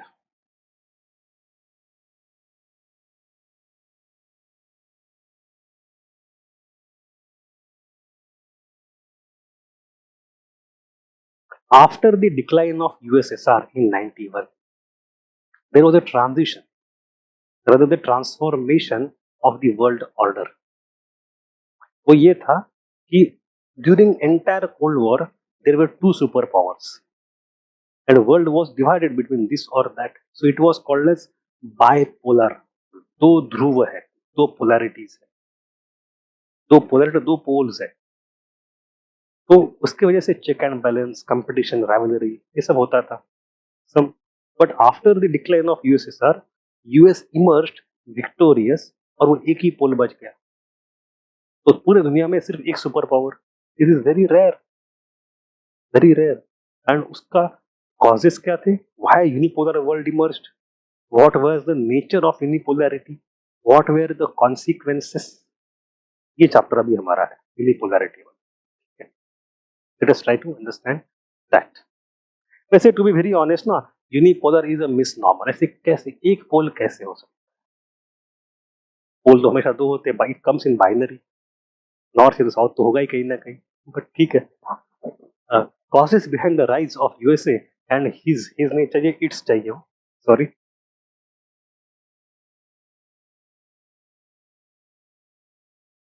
its hegemony in the world. So, the sudden collapse of USSR took everybody by surprise. While one of the two superpowers ceased to exist after 1991, the other remained with all its power intact and even rather enhanced. So, after the disintegration of USSR, the largest and successor part of USSR was Russia. देखा कि कई सारे देश जो निकल के टूट पड़े वो छोटे थे, जो सबसे बड़ा जो बचा वो रशिया ही था. And that Russia which was the successor of USSR chose not to fight with USA anymore. ये अब हम नहीं झगड़ा करेंगे. We have, who was the leader there? Boris Yeltsin. You remember that? Gorbachev went away and in his place came Boris Yeltsin. Yeltsin थोड़ा Boris साहब जो थे थोड़े से, he adopted a very reconciliatory policy. He wanted to revive Russian economy and for that he was looking for the help for American side. America ने कहा मदद करेंगे, मदद करेंगे, मदद करेंगे, दे दिया लॉलीपॉप हाथ में. So Yeltsin was so frustrated कि भाई I was there for 10 years, 91 से लेकर 99 तक 8 साल में रहा. आई वाज, मुझे झुलसा के रखा, अमेरिका ने ऐसे हेल्प आएगी हेल्प आएगी, कुछ दिया तो नहीं. उसके बदले क्या किया? You expanded EU, you expanded NATO, you put more sanctions. बहुत हो, हमें ठगाया गया है.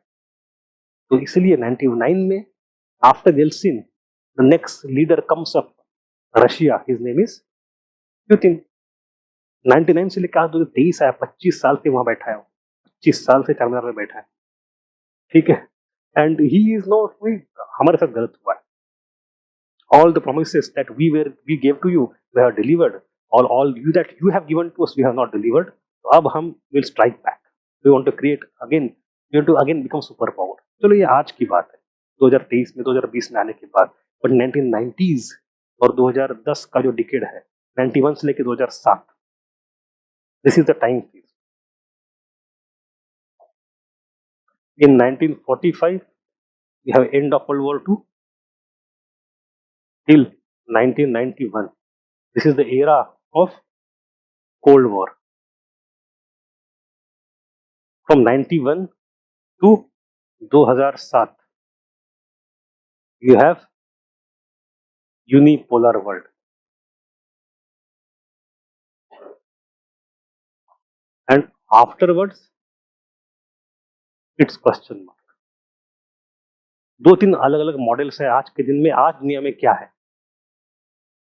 तो वी हैव मल्टीपोलैरिटी और वी हैव दी, हम उसके बाद एंड में करेंगे.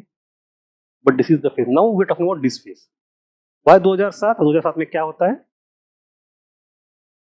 Y there is end of American unipolar world in 2007? Financial crisis, Lehman crisis, subprime crisis. उसके बाद that is the point where you start noticing China has emerged, EU has become more prosperous, India is trying to emerge, NATO has become relatively more assertive. You have also a rise of Russia under Putin. We have G20 coming. So many charts developments which are actually older than 2007. सात के बाद वो अधिक activate हो जाते हैं. So we have the end of unipolarity. When you are unipolar world, it is from 91 to 2007. लेकिन in our syllabus हम 2002-4 में आके 5 में रुक जाते हैं. This subprime crisis is not in our syllabus. But हम थोड़ा देख लेंगे.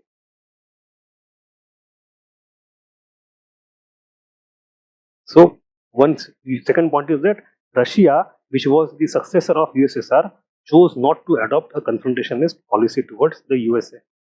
And then there is no other person, no other country to give challenge. After the disintegration of USSR, the socialist economy was also not only USSR was disintegrated, the economic model was also discredited across the world. भाई इससे तो काम नहीं होना हमारा.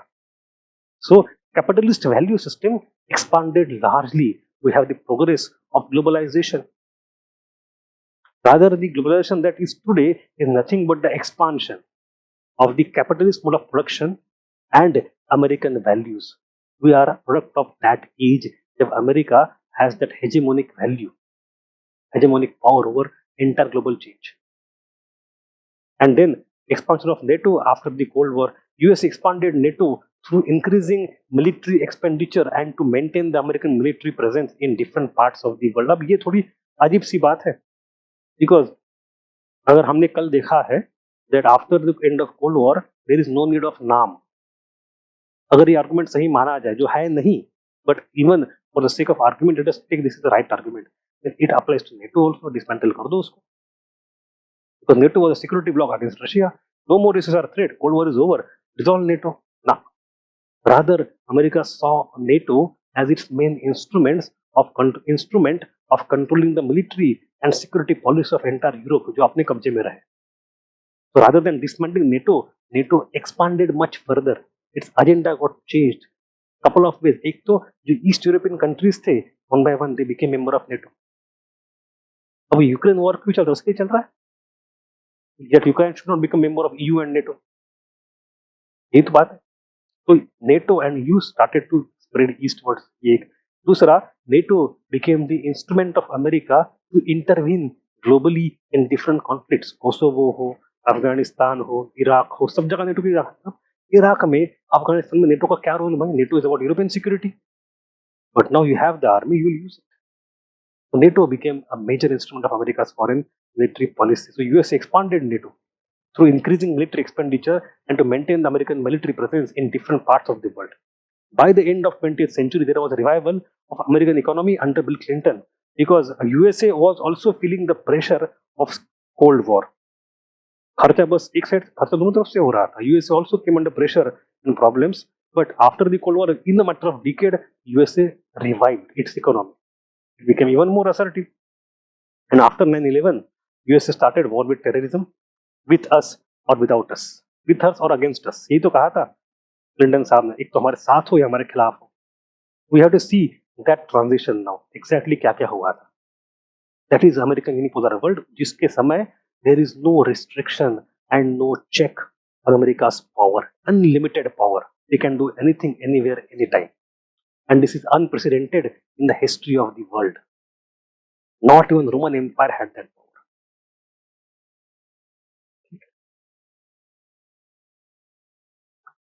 So, before going there, I have taken some points from NCRT, new NCRT, about American hegemony.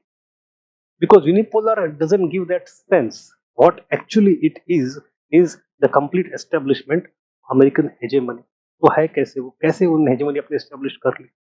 So we'll see a very few points. Politics is about power. This power is in the form of military domination, economic power, political clout, and cultural superiority. And all these four fronts, America became supreme. That is unipolar moment in which they have hegemony established. During the Cold War, the world was bipolar and thus the power was divided between two groups. The collapse of USSR left the world with only a single power, and US, that is US of America. This international system dominated by the sole superpower or hyperpower is called unipolar system. It may be more appropriate to describe an international system with only one center of power by the term hegemony. Now, what are the elements of hegemony? So there are three elements. Hegemony is hard power, hegemony is structural power, and hegemony is soft power. आपने शायद school में ही सारा पढ़ा होगा, ये 12th में है ना, तो एक बार उसको रिवाइज कर लेते, because this terminology will come very handy, very handy. So as a hard power, it's a bedrock of contemporary US power. They have dominance today in both absolute and relative term. Absolute मतलब maximum. They can do anything they want. They can kill anybody, anywhere, anytime. Absolute. And relative, America's defense budget is multiple times more than the combined defense budget of next 8 to 10 countries. तो इतना खर्चा और कोई नहीं कर सकता. America's lethal power is multiple times more than anybody else. Relatively, we also they have edge over others. So hard power is about military domination of the world. अब उसके अंदर भी what do you use military for policing and conquering, वो तो उसमें नहीं जाते, but it is military domination. Then you have structural power. It is primarily about economy. Economy of its domestic industry, economy of export and trade, the control over the global economic institutions, सब कुछ America के favour में ही है. So this kind of hegemony is reflected in the role played by the US in providing global public goods like stocks, sea lines of communication, or internet necessary to sustain the free trade in the era of globalization. So it is America which created internet. It is America's naval power which gives security. तो आपके पास इस free trade era में, globalisation में, आपको जो basic infra चाहिए, internet हो, GPS हो, आपको फ्री नेविगेशन हो, ये सारा कहाँ से आता है? Who sustains, who spends money for this, जिसका आप और मैं एडवांटेज ले. पब्लिक गुड्स फ्री में नहीं आते. It is America which creates them. It is America which spends money for them. It is America which sustains them. तो उन्होंने बनाया प्लेटफॉर्म लाइक अमेजोन, आप बेचोगे आपका दुकान का माल ऑन दैट अमेजोन. ठीक है, you create that platform for global economy. That is structural power, आपके हाथ में. As we know, the US is present in all parts of the world, in all sectors of the world economy, and in all areas of technology. And IMF, World Bank, WTO, all of them are called as Bretton Woods system. They are also American controlled. Thirdly, hegemony as soft power. Soft power का जो इख्तियार पहली बार किया था, I hope you know, Joseph ने किया था, Harvard professor. And he meant multiple things by it. We will not go into the details of soft power यहाँ पे, but दो तीन चीजें हैं. This sense of hegemony is about the capacity to manufacture consent. Manufacturing of consent is a term given to us by whom? The very famous leftist communist professor in America, Noam Chomsky. Noam Chomsky, नाम सुना है आपने?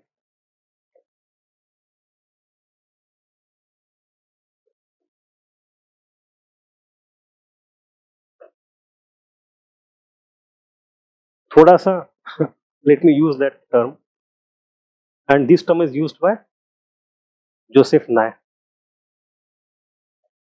We don't need these names. ये लोग PSR में पढ़ते हैं, history में इसकी जरूरत नहीं. will not get some scope to write about these things, but these are important concepts of IR. basic concepts. आपने गीता पढ़ी है? तो गीता में सिचुएशन ये है कि अर्जुन साहब जो है, he is puzzled, he is confused.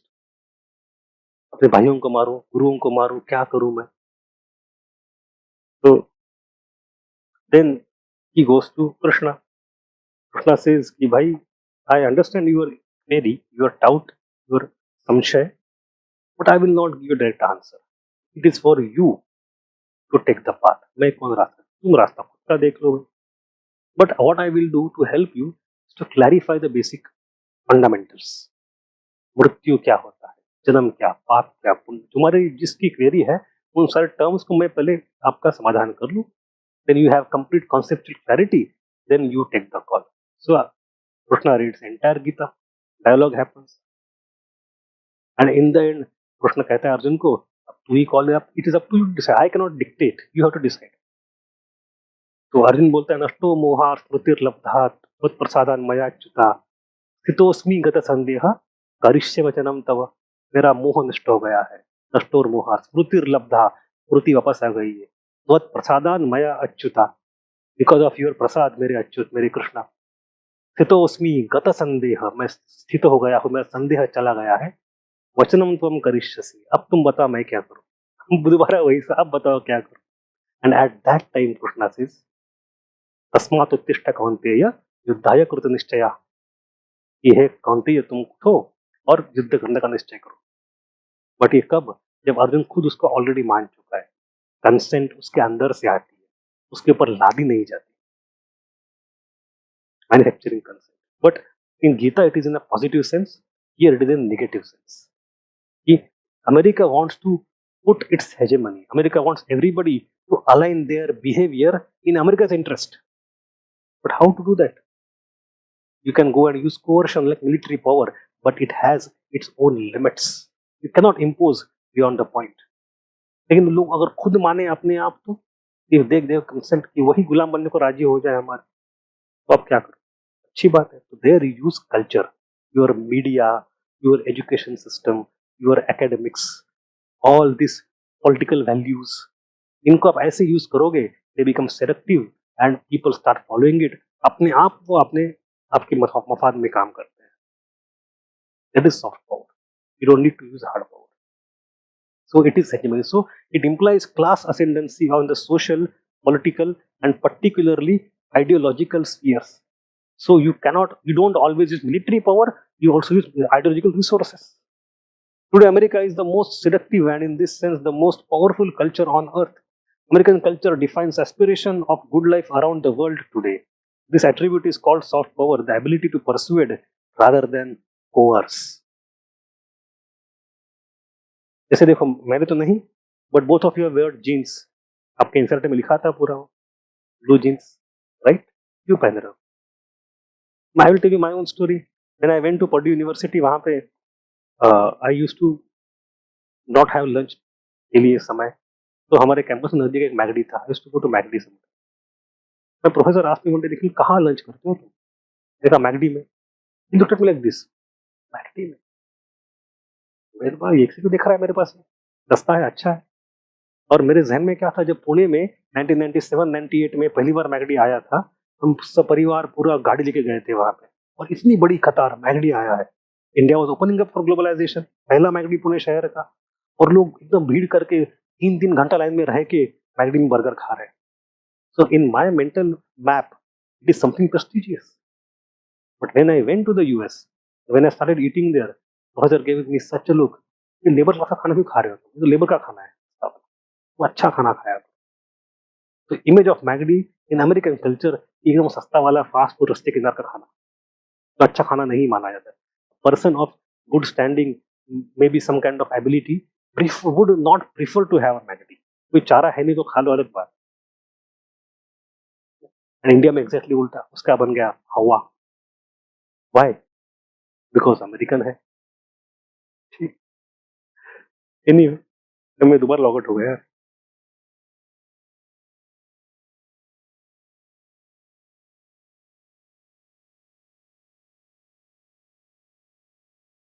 या आई एम लॉग्ड इन. अगर कोई चैट हो तो प्लीज टाइप करना. इन लास्ट 15 मिनट्स में लॉग आउट हो गया था, है ना? तो anyway, you have soft power. उसके एलिमेंट्स जनरल जो माने जाते हैं 3 है: public media, education culture, education and political culture, political values, by Joseph Nye. In case of India also, in 1950s, 60s, 70s, Indian education was very important for South Asia altogether. तो नेपाल के राजा का बेटा, भूटान का Prince, Africa के कई सारे presidents के बेटे, मिलिट्री रूलर्स के बेटे, या फिर even in case of Bangladesh, Burma, ये सब वहाँ के जो बड़े बड़े लोग थे थर्ड वर्ल्ड कंट्रीज के, उनके जो बेटे बेटी पढ़ने कहाँ जाएंगे? इंडिया आते थे, जीयू में, जेएनयू में. अब जाके आफ्टर 30-40 ईयर्स सब लोग दुनिया भर में बड़े बड़े नेता बन गए हैं. They are all DU JNU alumnus.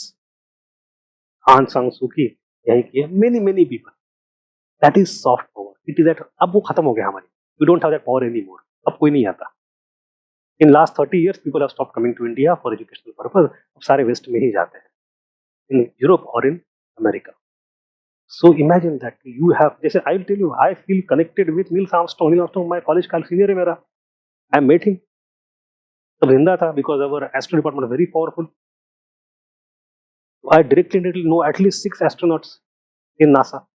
अब कुछ जरूरत पड़ती नहीं, अलग बात है. But point is you get into that connection, right? तो ये सब होता रहता है. So you have that soft power. India also had that soft power. In education segment, we have almost lost it now. Anyway, come to America. You have understood what is American unipolarity, why it emerged, and how or what were its characteristics militarily, economically, and soft power wise. Now let us see how it unfolded over the years. We'll see it in 3 phases: Senior Bush, Clinton, Junior Bush. ये 3 presidents एक के बाद आते हैं. and their life, you will see their activities. The American foreign policy in this three presidents era is nothing but execution or manifestation of that unipolarity. तो यहाँ पे आते सीनियर बुश, यहाँ पे आते क्लिंटन, यहाँ पे आते जूनियर बुश. ठीक है, let us see important events. There are lots of them but we don't need all of them. पहली बात है senior Bush years. The US president George Bush held the emergence of new world order the moment Reagan was gone. उसके बाद Reagan के बाद senior Bush आते हैं and he says now the new world order has emerged. Both Moscow and Washington hoped to initiate a new era of peace and mutual cooperation, and we sought to engage Russia as well as its own NATO allies in an effort to resolve the numerous conflicts across the globe that began to arise in various parts in 1990s. अब यहाँ से आगे जो conflicts होंगे दुनिया भर में उसको रिजॉल्व करने के लिए let us come together, let us cooperate. So in the era of Bush, and at that time inside of Russia you have Boris Yeltsin, they are trying to cooperate, and one major example of that is the first Gulf War itself. In the first Gulf War you have in 1990 Iraq invaded Kuwait. We had already discussed it, and many such questions had arisen in the past, but कभी ऐसे नहीं हुआ था कि Russia and US will come together to resolve a problem. यहाँ पे हुआ. So we remember that UN sanctioned Joint Command second time कब बनी? In the first Gulf War. They created a huge army. Although United Nations mandated the liberation of Kuwait by force, a massive coalition force of 6,60,000 troops from 34 countries fought Iraq against Saddam Hussein and defeated him. However, in this Operation Desert Storm, overwhelmingly Americans played the role. 75% were Americans only. Consequences: Iraq was defeated, Kuwait was freed. Though Iraq was attacked and defeated because it had invaded Kuwait and had an interim intention of invading Saudi Arabia, the chief reason for the proactive nature of America's policy because it was interested in the oil resources. Simple बात है. अब oil तो चाहिए. America is very interesting. It would not bring its own oil out. वो shell वगैरह अभी शुरू किया 10-15 साल में. उनको क्या पहले नहीं पता था? They knew. Rather, the first oil wells came in the US before they came in Kuwait. In 1890s में शुरू किया था, but they said नहीं, we have policy, will not use our oil, will use their oil first for next 100 years, and they exhaust. हमारे पास सबसे बड़ा supply होगा oil का. तो 50-70 सालों में अपना ऑयल यूज ही नहीं किया था, बहुत कम रखा. अब निकाल रहे धीरे धीरे. But anyway, in the meanwhile they wanted to control Middle East और ऑयल. अब मिडल ईस्ट कंट्रोल करने के जो दो मॉडल्स उसके पहले रहे हैं. One was the model of Ottoman, direct conquest and colonization. Second is the model of French and British indirect colonization and mandate system. Both of these were not available to Americans. Americans invented the third model, globalization, global system of rule. और वो बनाएंगे कौन? हम बनाएंगे. So ostensibly it looks as it is freedom, but structurally it helps America always. Anyway, by its war against Iraq, the US showed that it could and would fight for its own interest. And it was, again, these lines are from NCERT. First Gulf War revealed the vast technological gap between the US military capability and that of the other states. So, especially the cruise missiles, smart bombs, television war, computer war. मतलब this was the first globally televised war. दुनिया का पहला, जब satellite TV आ चुका है. You can see the war live. वहाँ पे बम गिराया जा रहा है, आप घर से देख रहे हो. And in the entire world, people saw the war live for the first time. और वॉर में किसके पास सुपीरियर पावर है? अमेरिका. पूरी दुनिया जान गई कि भाई ये लोग क्या कर सकते हैं. That is how you create hard power, economic power and software at the same time. Military भी है, इकोनॉमिक फायदा भी ले लिया आपने, एंड सॉफ्टवेयर दुनिया में क्रिएट कर दी. And this was not done in very conscious manner. Rather, it is said by many people that America did not start to act as behemoth, as hegemon immediately in 1990, 91, etc. उनको पता ही नहीं था हम क्या थे. It is through this war they realized कि भाई हमारे पास इतनी ताकत है, हमारा दुनिया में कोई सानी नहीं है. And then they started to act in very anyway. The display of American will and the display of immense technological competence was a major event in international affairs. Then comes the Clinton years. Clinton years थोड़े से complicated है. You will see that he actually, George Bush, Senior Bush lost the election in 1992, and we have Clinton coming up. we have the transition from the Republican Party to Democratic Party. And Democrats were, they fought the campaign on domestic issues more than global issues. उनके issues सारे domestic ज़्यादा थे. Yet you have this activity on foreign affairs going on. So features of Clinton years in foreign policy manifested the predominant position assumed by the US in world affairs. The US as a unipolar power began to act as policeman of the world. अब उन्होंने शुरू किया दुनिया भर की policy करना, ना पूछे ना मांगे सब जगह जाएंगे खुद ये. So in foreign policy, the Clinton government tended to focus on soft issues like democracy promotion, climate change, world trade, rather than hard politics of military power and security. Yet there are many instances like Middle East. Middle East, they are the ones who forced PLO, PLO, Palestine Liberation Army or organization, PLO and Israel to come and sign a treaty. भाई हम इनमें आपस में समेट करवा देंगे, सुलह करवा देंगे, जो पकड़ पकड़ के. Same thing happened in Yugoslavia. वहाँ के जो एथनिक कॉन्फ्लिक्ट्स थे, अमेरिका वेंट देयर, हम आपस में सुलह कर देंगे, हम आपका झगड़ा रोक देंगे. दुनिया भर में जहाँ जहाँ झगड़ा है वहाँ अमेरिका घुस के उनको शांत करेगी. हम पुलिस है भाई, we have to maintain the peace. जब तक पीस रहेगा तब तक हमारी सत्ता रहेगी. The sanctions on China were lifted completely by that time. बहुत कुछ चीजें हुई. So you see them being very benign power, but through that or behind that facade of benignness, it was the extension of American power across the globe that was going on. Okay, and on some occasions, US did use military power, like Kosovo bombing by NATO. अब Kosovo की बात आपको शायद याद होगा. We discussed Yugoslavia. When we discussed the end of USSR, we discussed what happened in East Europe also. In that, I said there are two countries, Czechoslovakia and Yugoslavia, which got partitioned further and further. And मैंने उस समय ये भी कहा था कि Eric हॉसमैन साहब ने बताया है, it was half-baked chicken put in oven in Paris Peace 1919. अब जाके बचा हुआ. मतलब क्या हुआ था वहाँ पे कि the multi-ethnic nation states were created, multinational states unnecessarily created again in Paris. अब जाके टूट रहे हो 91 के बाद.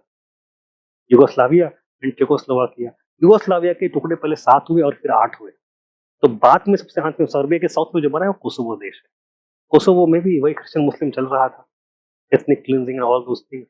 सो NATO intervened, Europe intervened, will not allow this genocide to go on.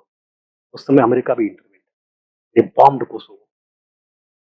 ठीक है, बम मतलब ऊपर से फ्लाइट लेके बम बहुत डाल दिए हजारों टन के, to stop the conflict.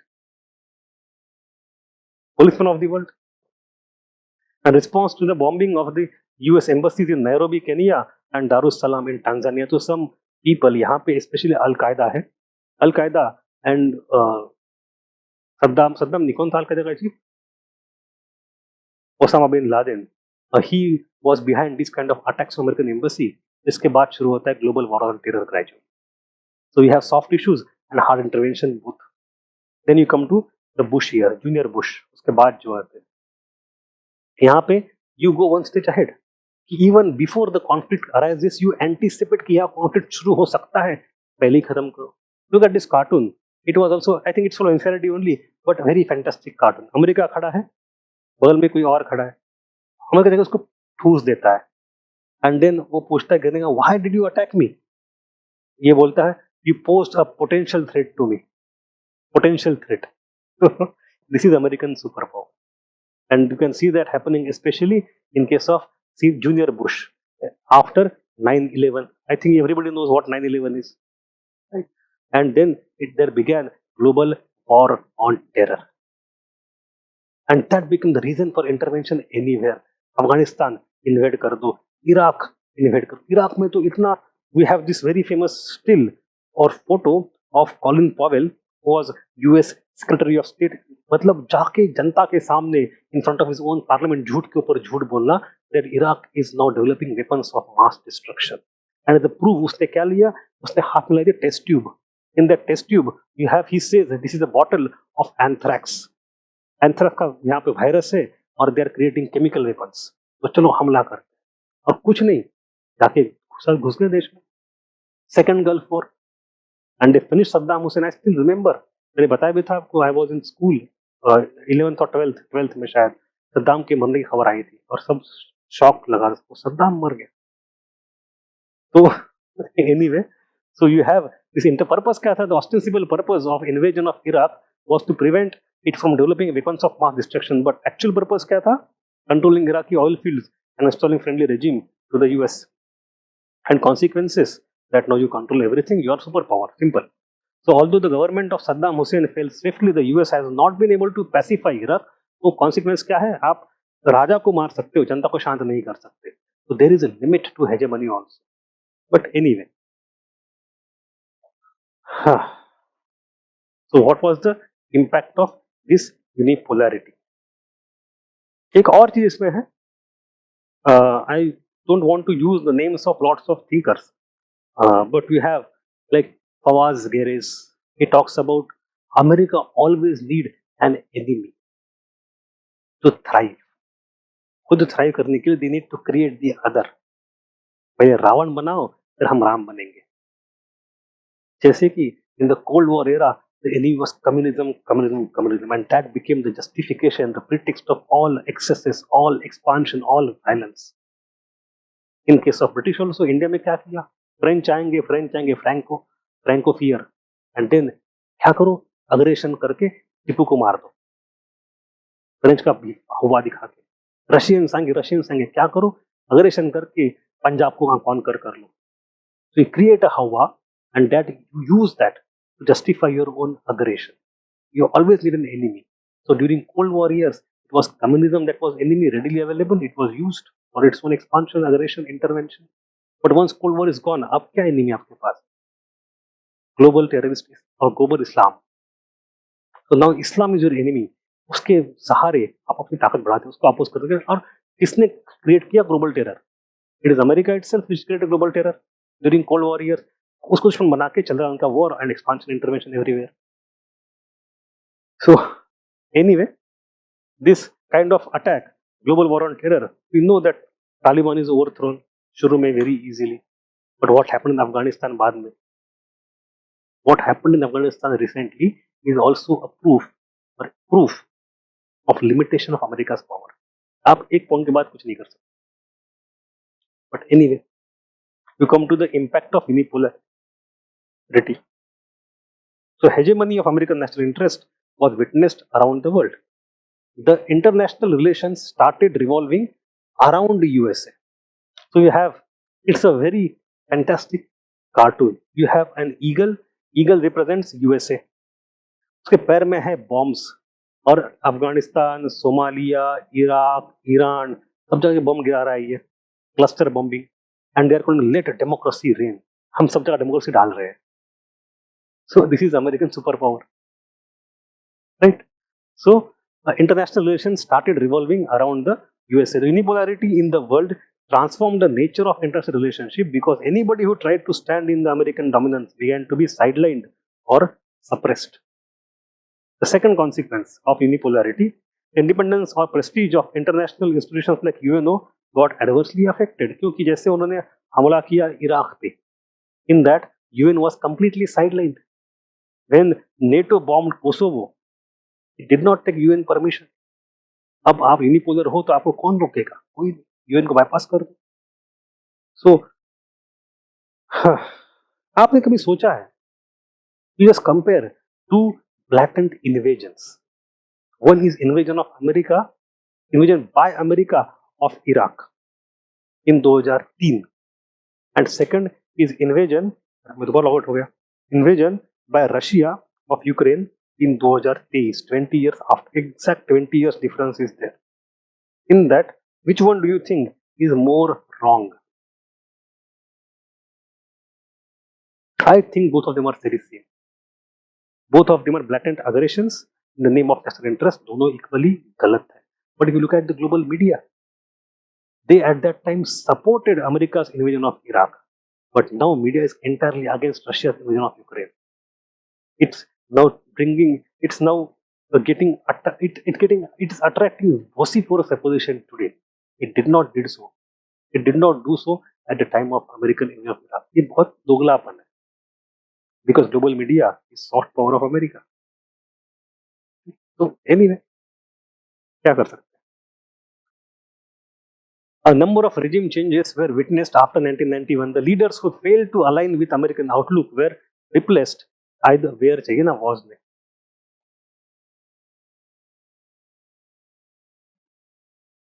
Were replaced through war or peace. Overthrowing of Saddam Hussein, for example, or Gaddafi in Libya. और नहीं ठीक है, तो अभी भी हुआ है. 2011 में गद्दाफी को हटाया. What started as Arab Spring actually converted into the instrument of the West to topple the government and install their people. This is called hijacking of revolution. Though there was no major major war, no major war in the unipolar era, numerous small wars and battles were triggered by American dominance. Al Qaeda ho, ISIS ho, so many local theaters, proxy wars are continuing in different parts of the world. तो ऐसे नहीं कि वो unipolarity है तो शांति है, एक police में सब जगह है तो शांति ना. They are still intervening, testing. तो there is a word at that time. मैं शांति की बात क्यों कर रहा हूँ? इट इज कॉल्ड पैक्स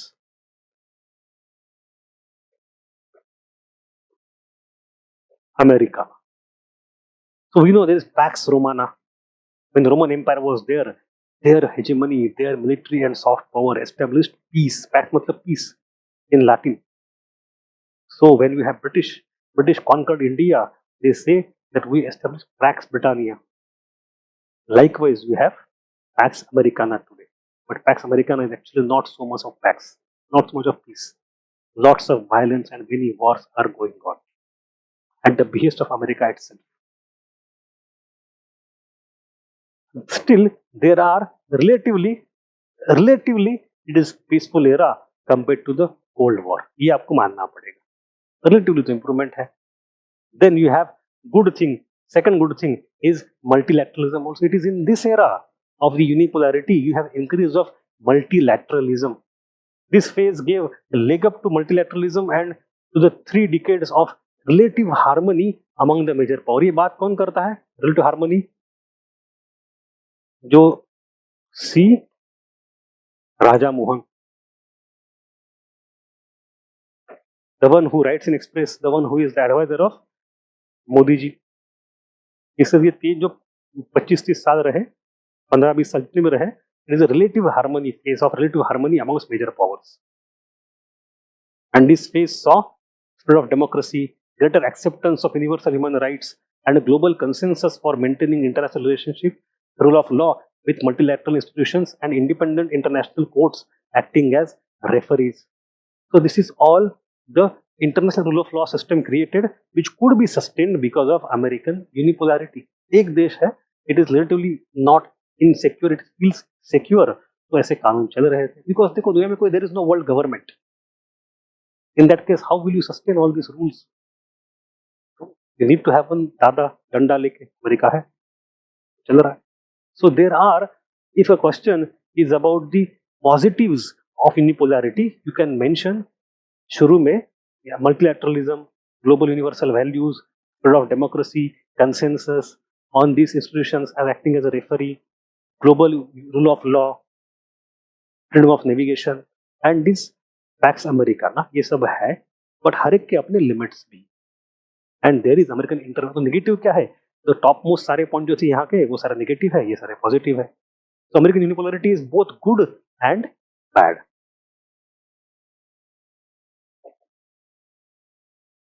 ये मैं क्यों बता रहा हूँ? क्योंकि सवाल पूछा यूपीएससी ने गुड एंड बैड वाला. Now we know that it is ending. It is ending. So the world today is experiencing a shift from unipolar system dominated by US to a more multipolar structure. With the rise of other global powers such as China, Russia, and regional players like EU and India, this shift has become even more acute since 2007 financial crisis. अब इसमें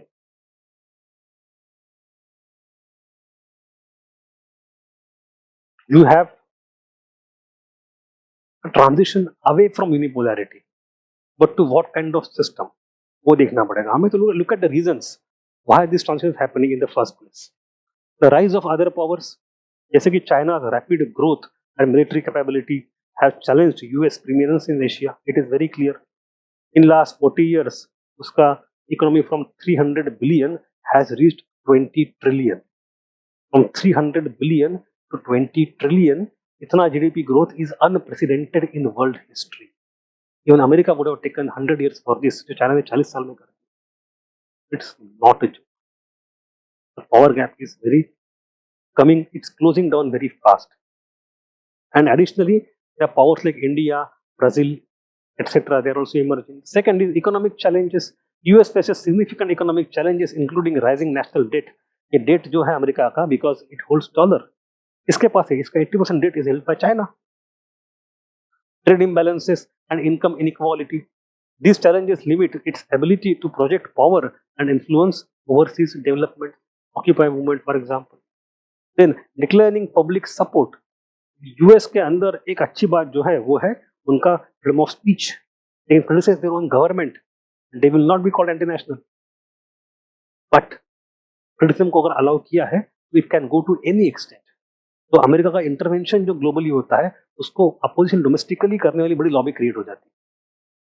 So you have public support for US foreign interventions has declined in recent years, fueled by concerns about the cost and effectiveness of these interventions. This has made it more difficult for the US to maintain its global leadership role. What we saw because of Trump साहब he coming out of Canada, थोड़ा सा NATO का आप funding कुछ को हम नहीं करेंगे, फंडिंग नाटो का, ये क्यों बोल रहे हैं?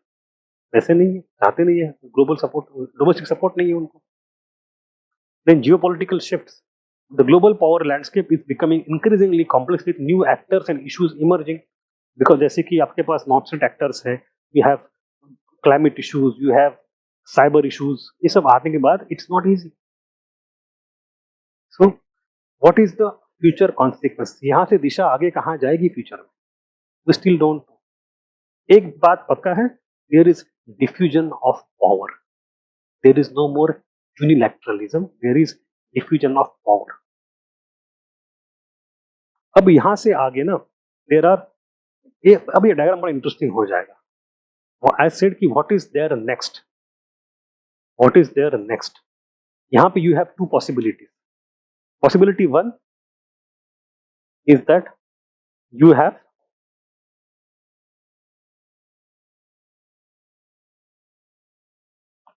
multipolarity. मतलब एक पावर नहीं, अनेक पावर्स. अनेक पावर्स कौन से हैं? US will remain the power, China is emerging, Africa, Asia नहीं, ये तो कॉन्टिनेंट्स हो गए. पावर कहाँ है? India is perhaps at some level emerging, and there are global institutions like EU and NATO. तो थोड़ा G20 बन रहा है, ब्लॉक्स बन रहे हैं, ग्रुपिंग्स बन रहे हैं. It becomes very complicated, diffuse powers.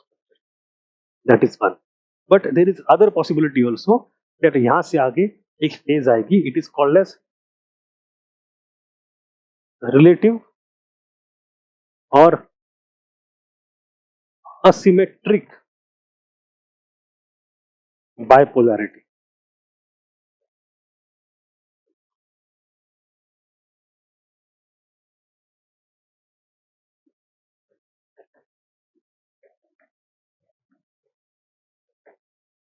और फिर यहाँ से आगे शायद next unipolarity.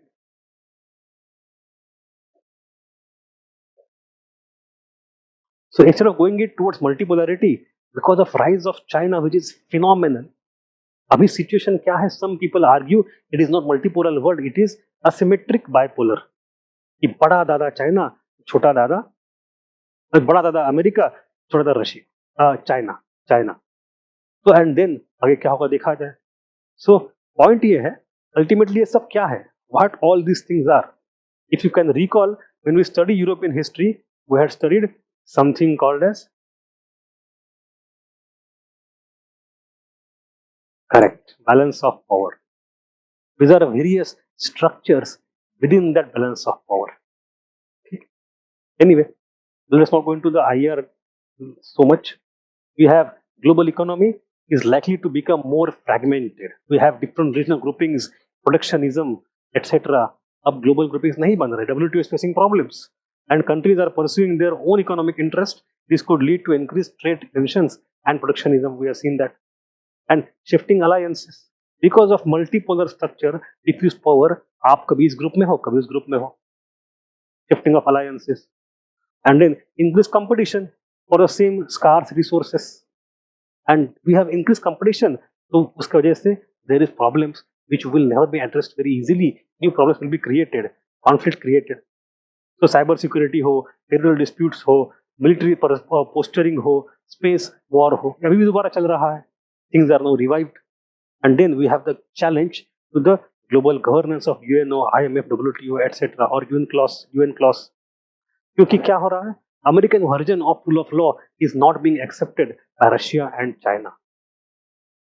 So they have their own versions. They don't consider every sovereign country is of equal worth. हम चाहे तो इंटरवीन कर सकते हैं.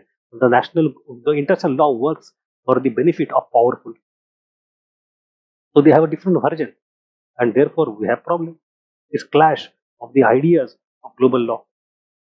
So I don't have a solution. Nobody has solution. Nobody knows कहाँ पे गाड़ी जा रही है. But these are the potential issues which are emerging. Therefore, in the heading I said from unipolar to multipolar, उसके सामने आप लगा दो question mark. This part is not in our syllabus, आखिरी वाला. In our syllabus we have only till unipolarity, its advantage, disadvantage, its good effects and bad effects, its causes, its structure. उसके बाद our syllabus doesn't talk about the end of unipolar world.